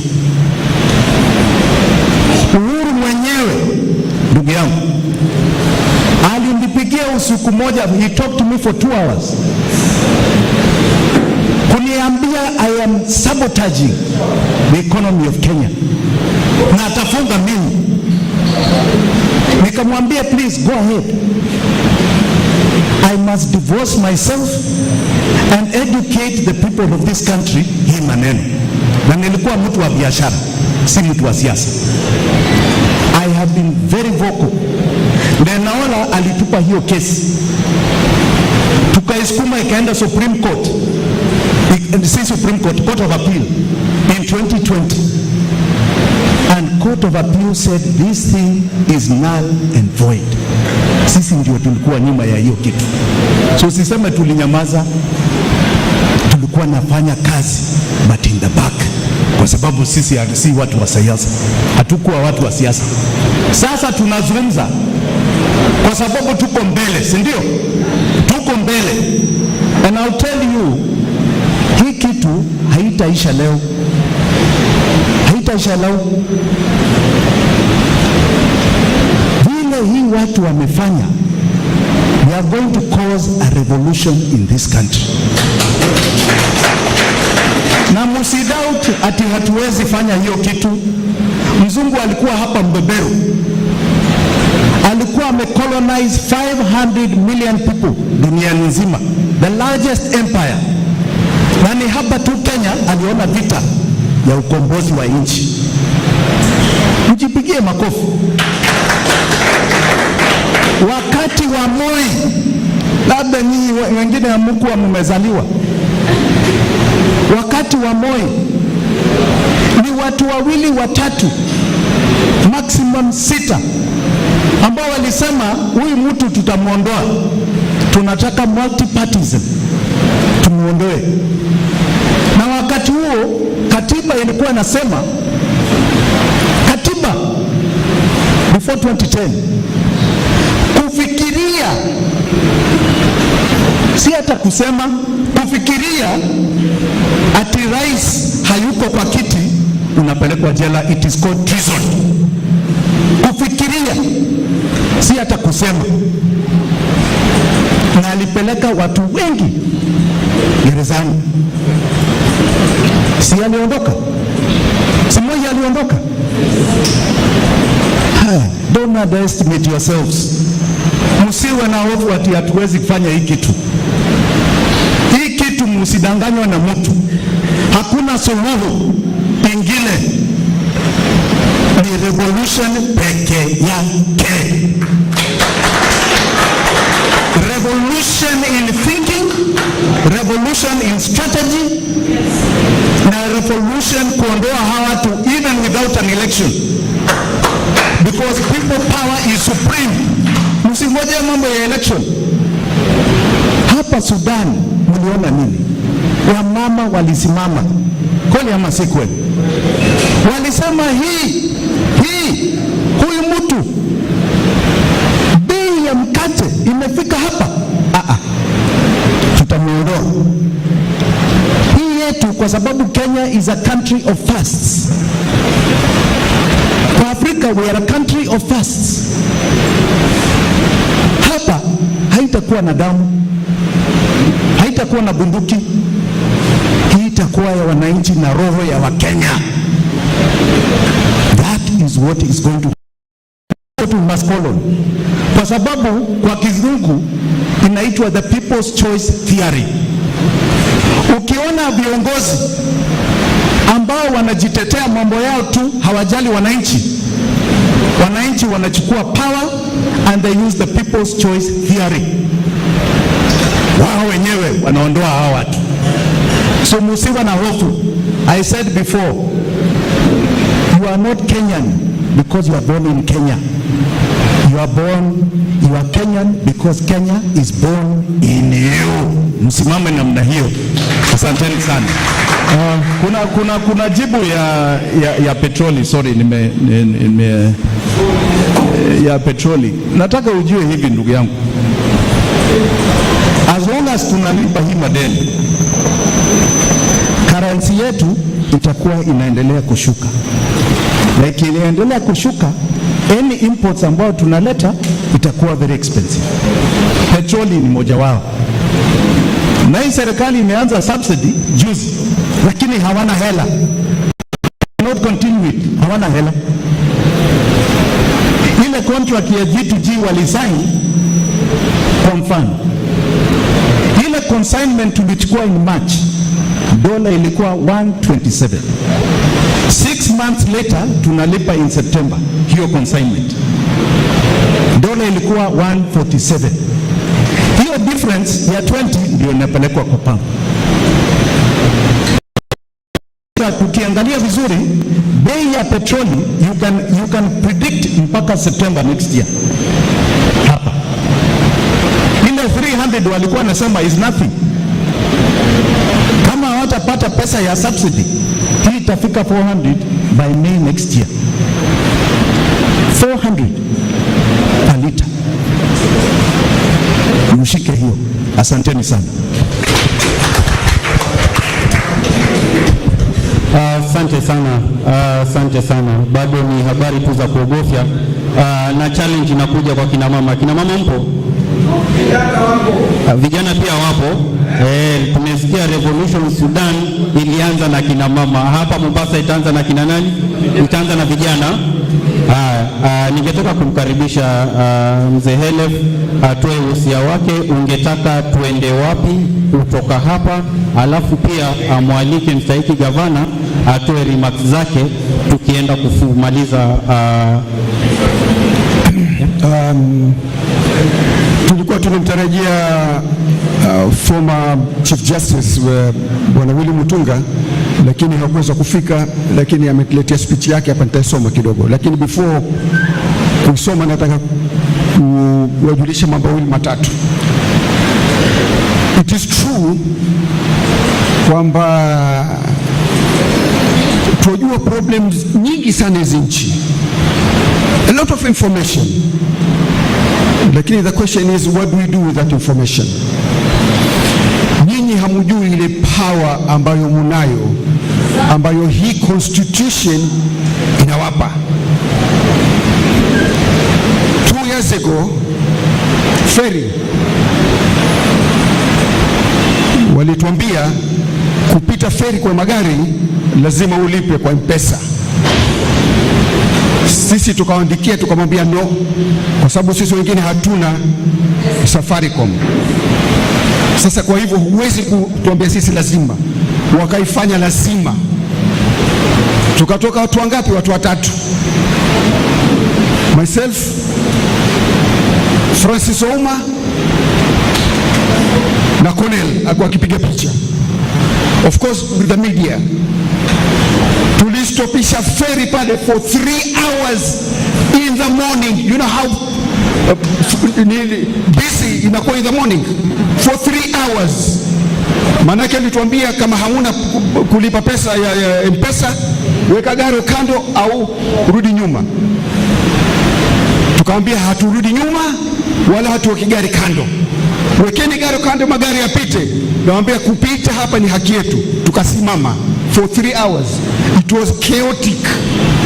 Tukashikwa, tukatiwa ndani, lakini tukaachiliwa pale pale. Kesi imekenda almost 2 years. So you have that power, but you must stand. If you don't, ndio hapo kila kitu wanafanya wanavyotaka. Watu wengi wamepigania SGR, lakini hakuna wasaliti kama wabunge wa hii the whole Coast Province.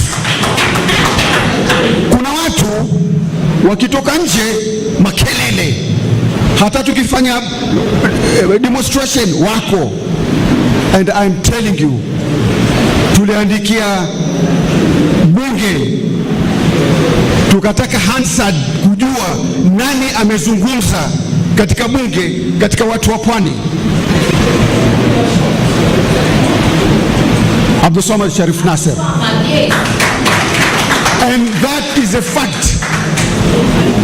Amezungumza inside the bunge and outside. Wengine wako tayari watafanya press conference kwenye bunge outside but not inside.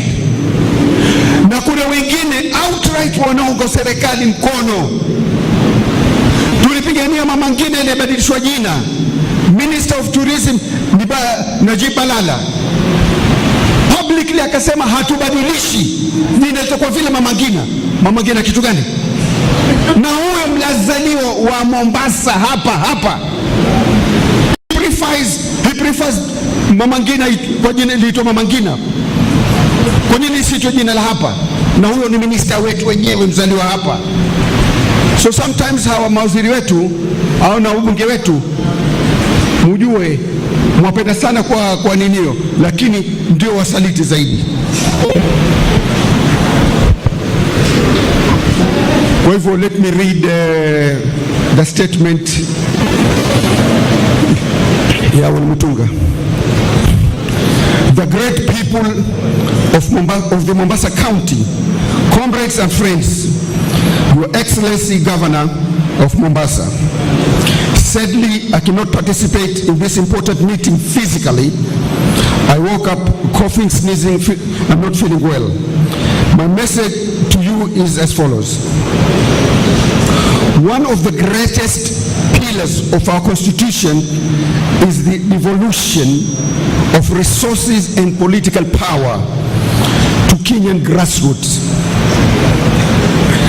The county becomes the beacon of this equitable distribution of resources and political power. That said, what is Mombasa County without the port of Mombasa? It is the only asset you possess. If you lose it, you cease to exist. The dreams of Mwambao, Wapwani, IPK, MRC will die. You will also kill the dream of the Kenyan revolution, starting from the grassroots of the countryside and counties.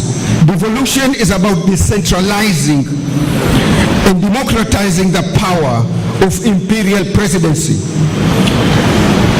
The devil that eats all resources and smashes ugatuzi.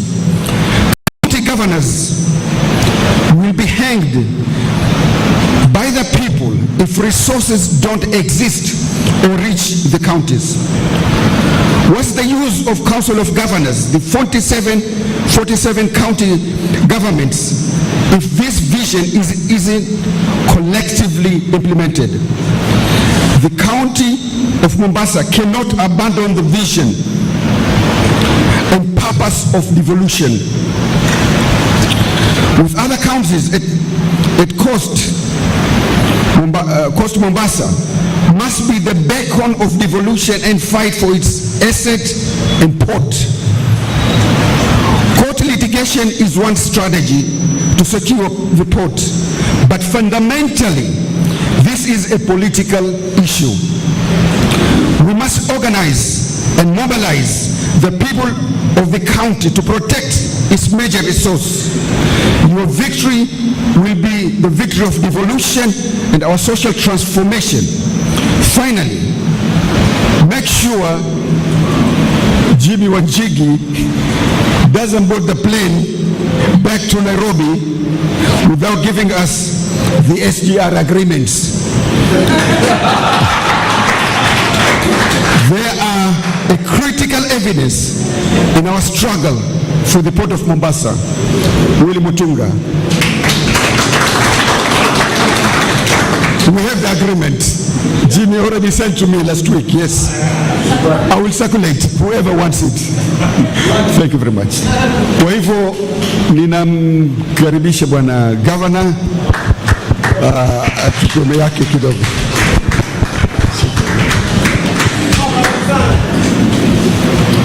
Asante sana. All right. Nikikaa hapa chini ni sawa, sio? Asante. I think this is Aya.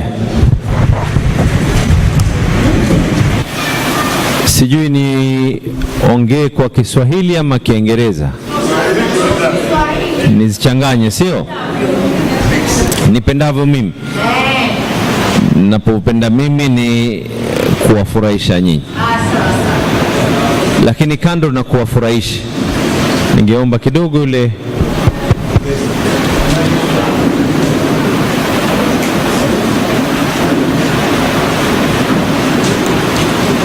Halo, asante. Assalamu alaikum. Mungu yu mwema. Kwanza nichukue fursa kuweza kushukuru waandalizi Okoa Mombasa, jopo lote lilioko hapa mbele, na pia vile vile Daktari Willy Mutunga ambaye tumesikia kauli yake kupitia kwa Khalef. Mimi hapa nitakuongea kwa niaba ya watu watatu. Nataka kuongea kwa niaba ya Abdulswamad wa jana, nitaongea kwa niaba ya Abdulswamad wa leo,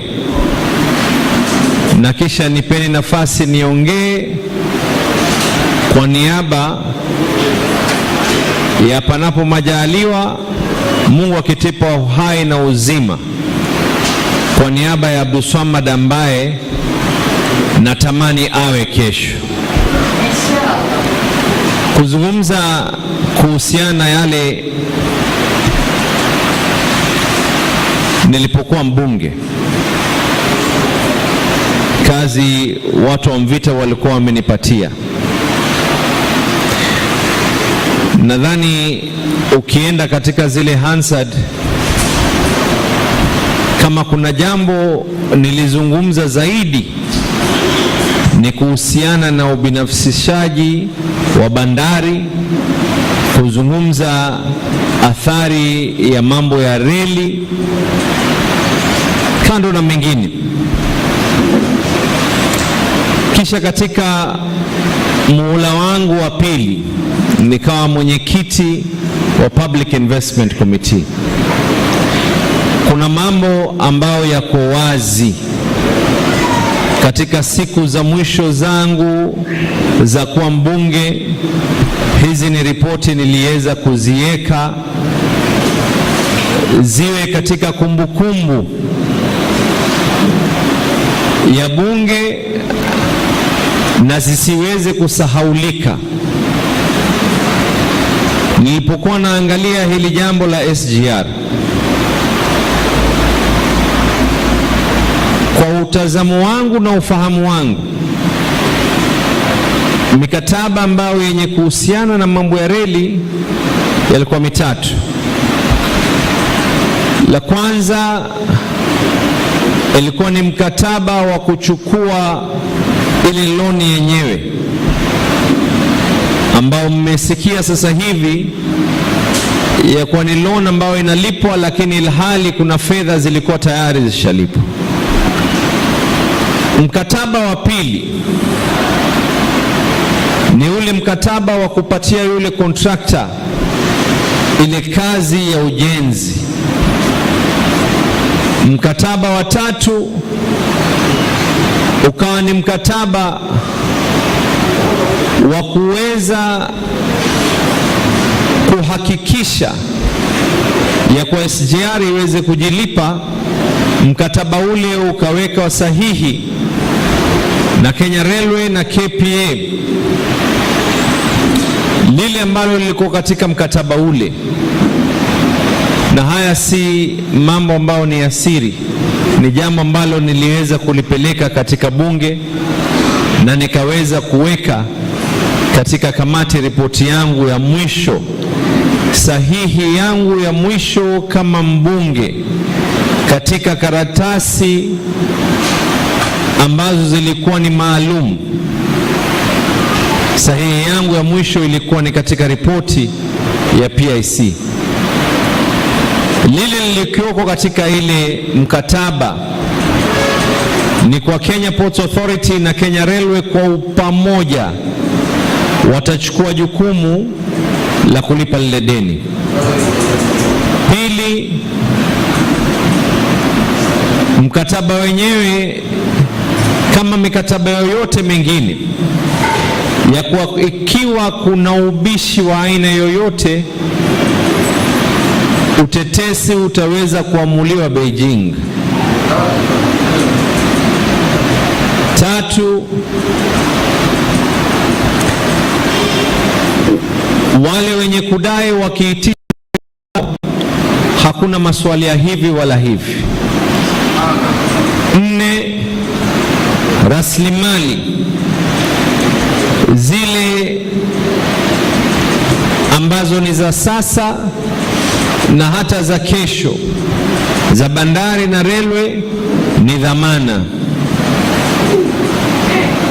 wala hamna jambo ambalo kwamba la siri, na mimi nitafanya bidii kutumia njia zangu ili niweze kuwapatia waungwana wakiweza kufuatilia hili jambo na wao waweze. Ukiangalia historia ya Mombasa, kama vile historia ya miji yoyote ambayo kwamba yana bandari, Mombasa haikuzaliwa kwa sababu ya watu kupenda kuvaa shoti na kwenda katika bahari. Mombasa ilizaliwa kwa sababu ya kuwa na ardhi na kuwa katika sehemu ambao kulikuwa kuna uwezekano wa kuwa na bandari. Ikawa sasa mababu wa mababu wa mababu, Mombasa hii ni mchanganyiko wa dini zote, kabila zote, rangi zote. Si ajabu hapa nikaja nikauliza, nikasikia kwa kuna mmoja kizazi chake cha babu wa babu wa babu alikuwa ni Mreno.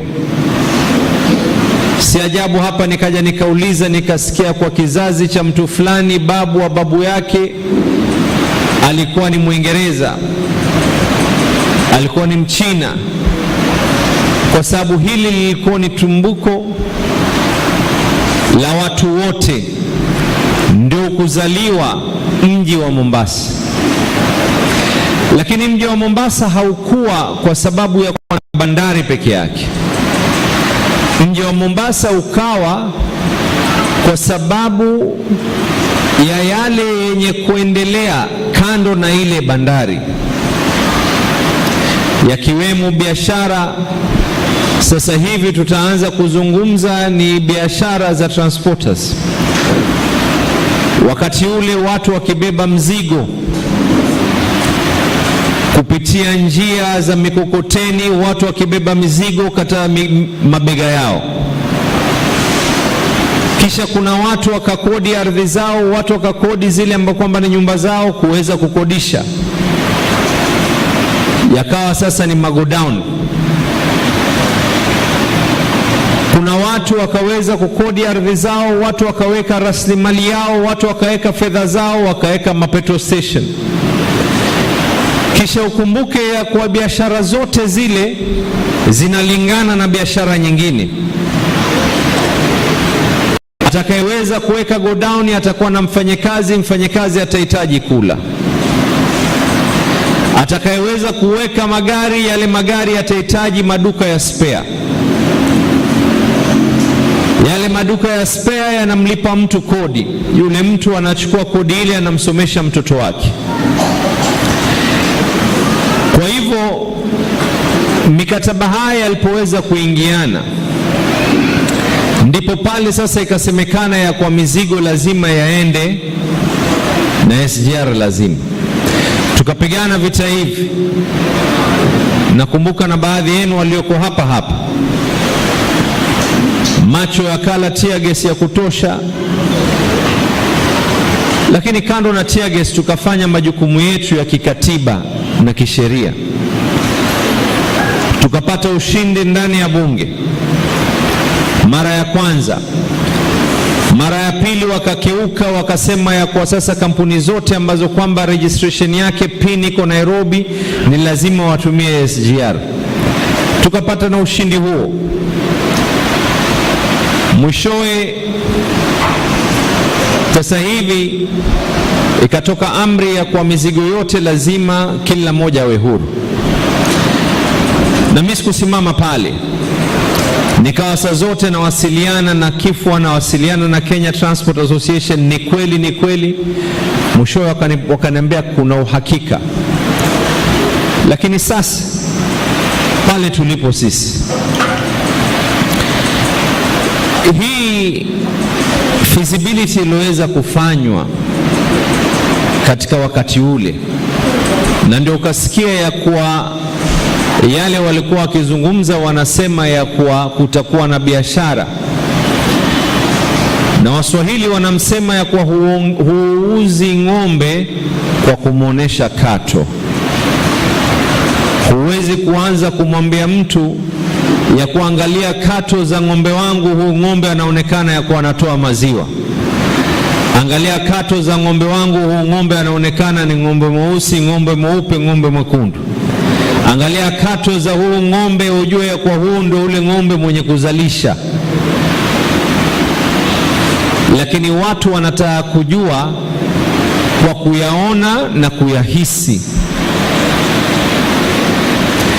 Kukatoka utetesi ya kwa musitie watu wa Mombasa, musitie wasiwasi wala hofu. Ile SZ ikiweza kufanywa Dongo Kundu, kutakuwa na nafasi za kazi. Nafasi za kazi zikiweza kutokea katika maeneo yale, haya malalamishi yote mnaolalamika ya kwa kazi zimekufa.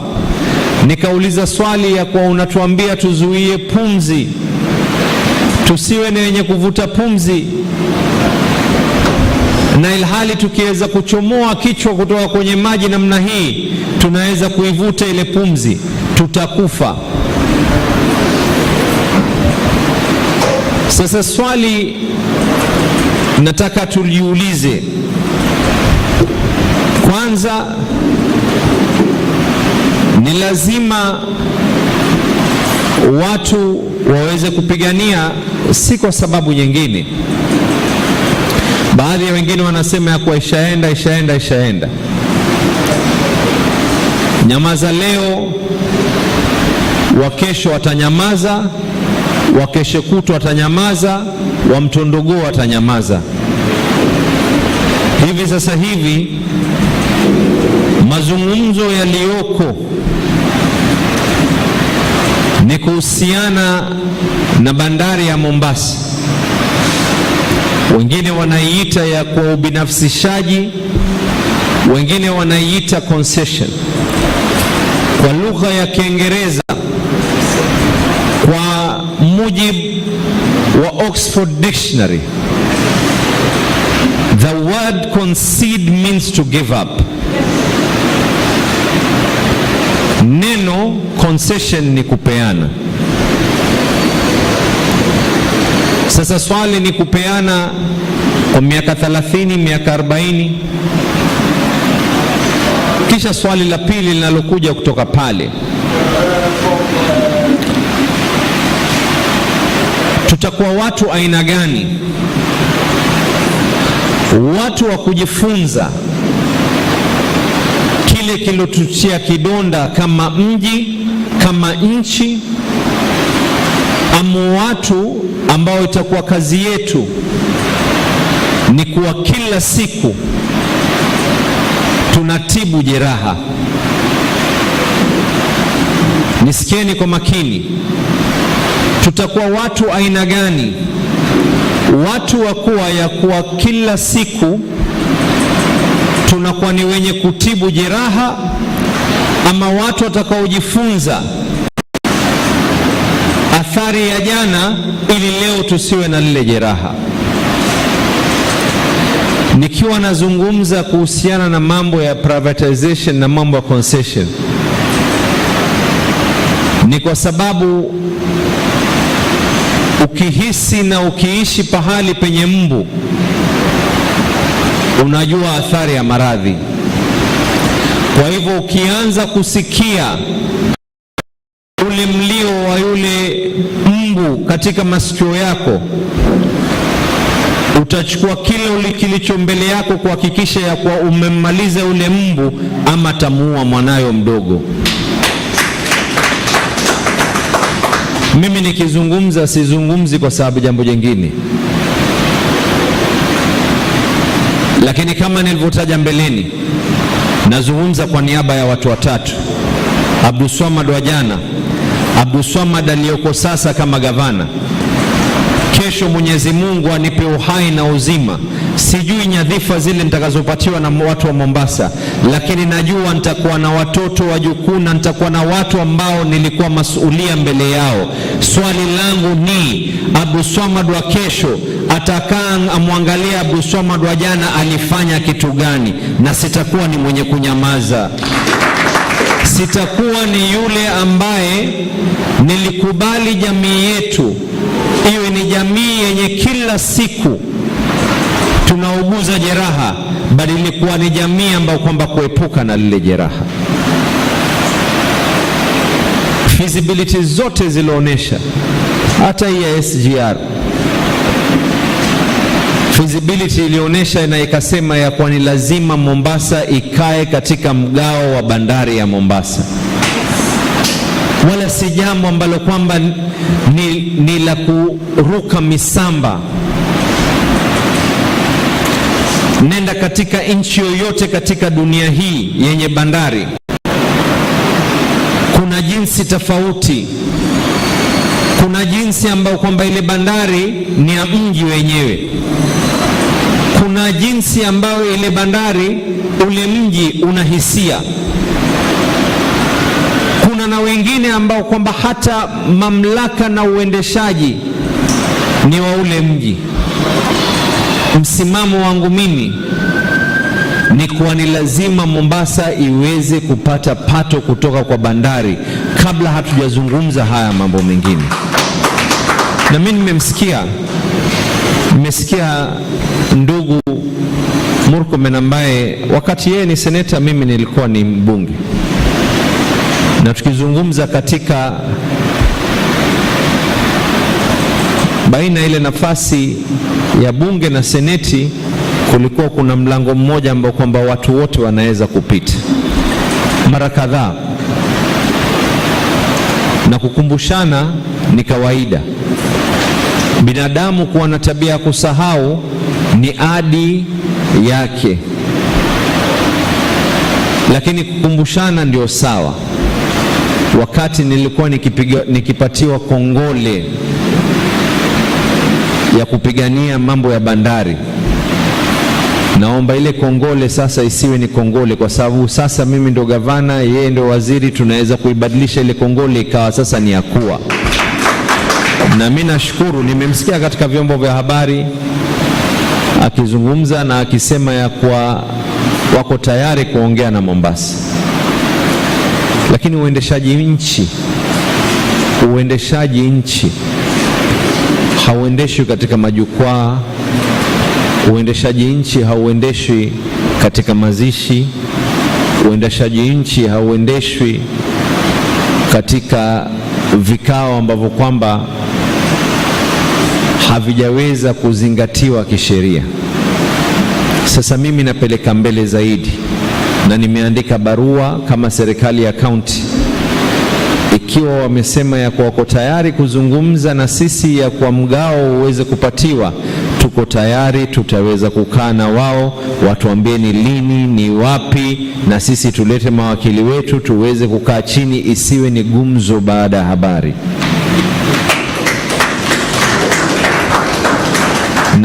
Na mukiona watu wanazungumza, narejelea tena, Abdulswamad wa kesho,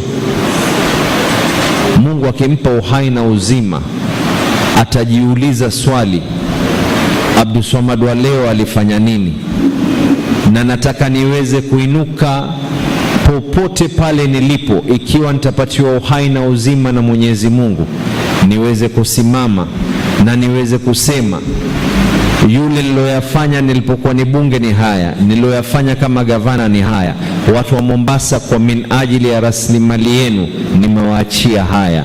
Nikichukuliwa na Mwenyezi Mungu, nimechukuliwa, roho iko salama na baridi. Hatupigi kelele kwa sababu ya kupenda kupiga kelele. Nadhani tumeelewana, sio? Kwa hivyo mimi ni kupeana kongole tena za dhati kwa kila mmoja aliyoko hapa, na mimi tena nataka kuwapatia uhakikisho jambo jingine. Hamna mtu ambaye mwenye fikra zote katika hii dunia.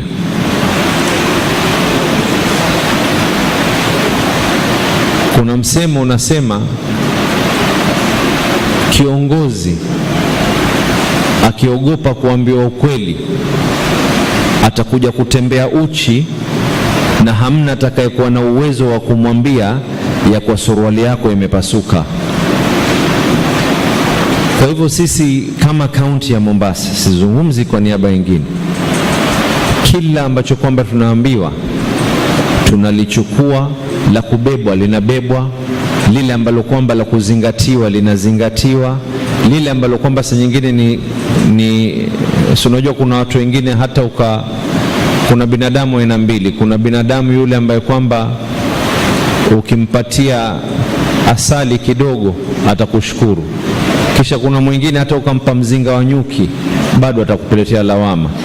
Lakini sisi tutayachukua yote, and I want to assure you the civil society, I've been sitting with you and I think we've been doing, I know sometimes kwa sababu ya agenda zetu na timing zetu pengine tunapishana kwa ile kukutana, but we will take positive criticism and we will be able to adjust where adjustment needs to be done, because ultimately we have people that we need to be able to lead and to serve. Kwa hivyo kwa hayo mengi, mimi ni kuchukua fursa kupeana shukrani za dhati na kuwatakia, na nimesikia habari ya Jomvu. Samahani sana mzee wangu, samahani. Nikitoka hapa nitalifuatilia hilo mwenyewe binafsi, na ningeomba ukiniandikia namba yako ya simu hapa ili uweze kupigiwa, nihakikishe ya kwa hilo jambo limeweza kufanywa mara moja. Hukuniambia jina la kampuni? Bradley. Okay. Andika namba ya jina lako na jina la kampuni. Asanteni sana na mubarikiwe.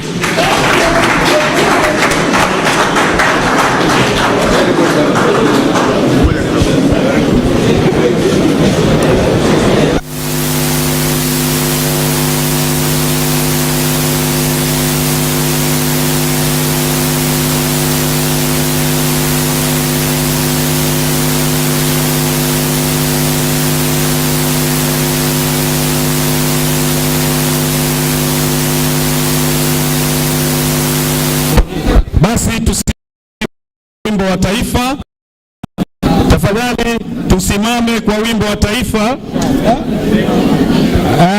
Fundi wa mitambo, wimbo wa taifa. Nguvu yetu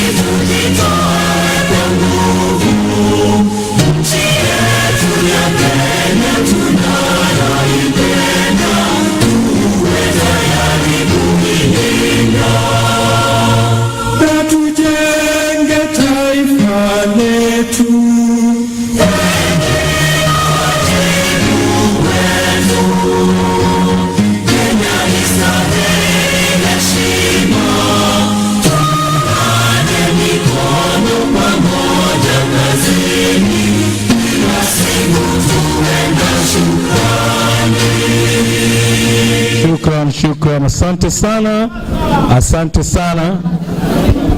Kutakuwa media briefing, maybe media briefing. Nataka brief, media brief, media brief. Sawa, tutafanya hapo. Tunafanya media briefing, ambia wajiki tunafanya media briefing. Media briefing.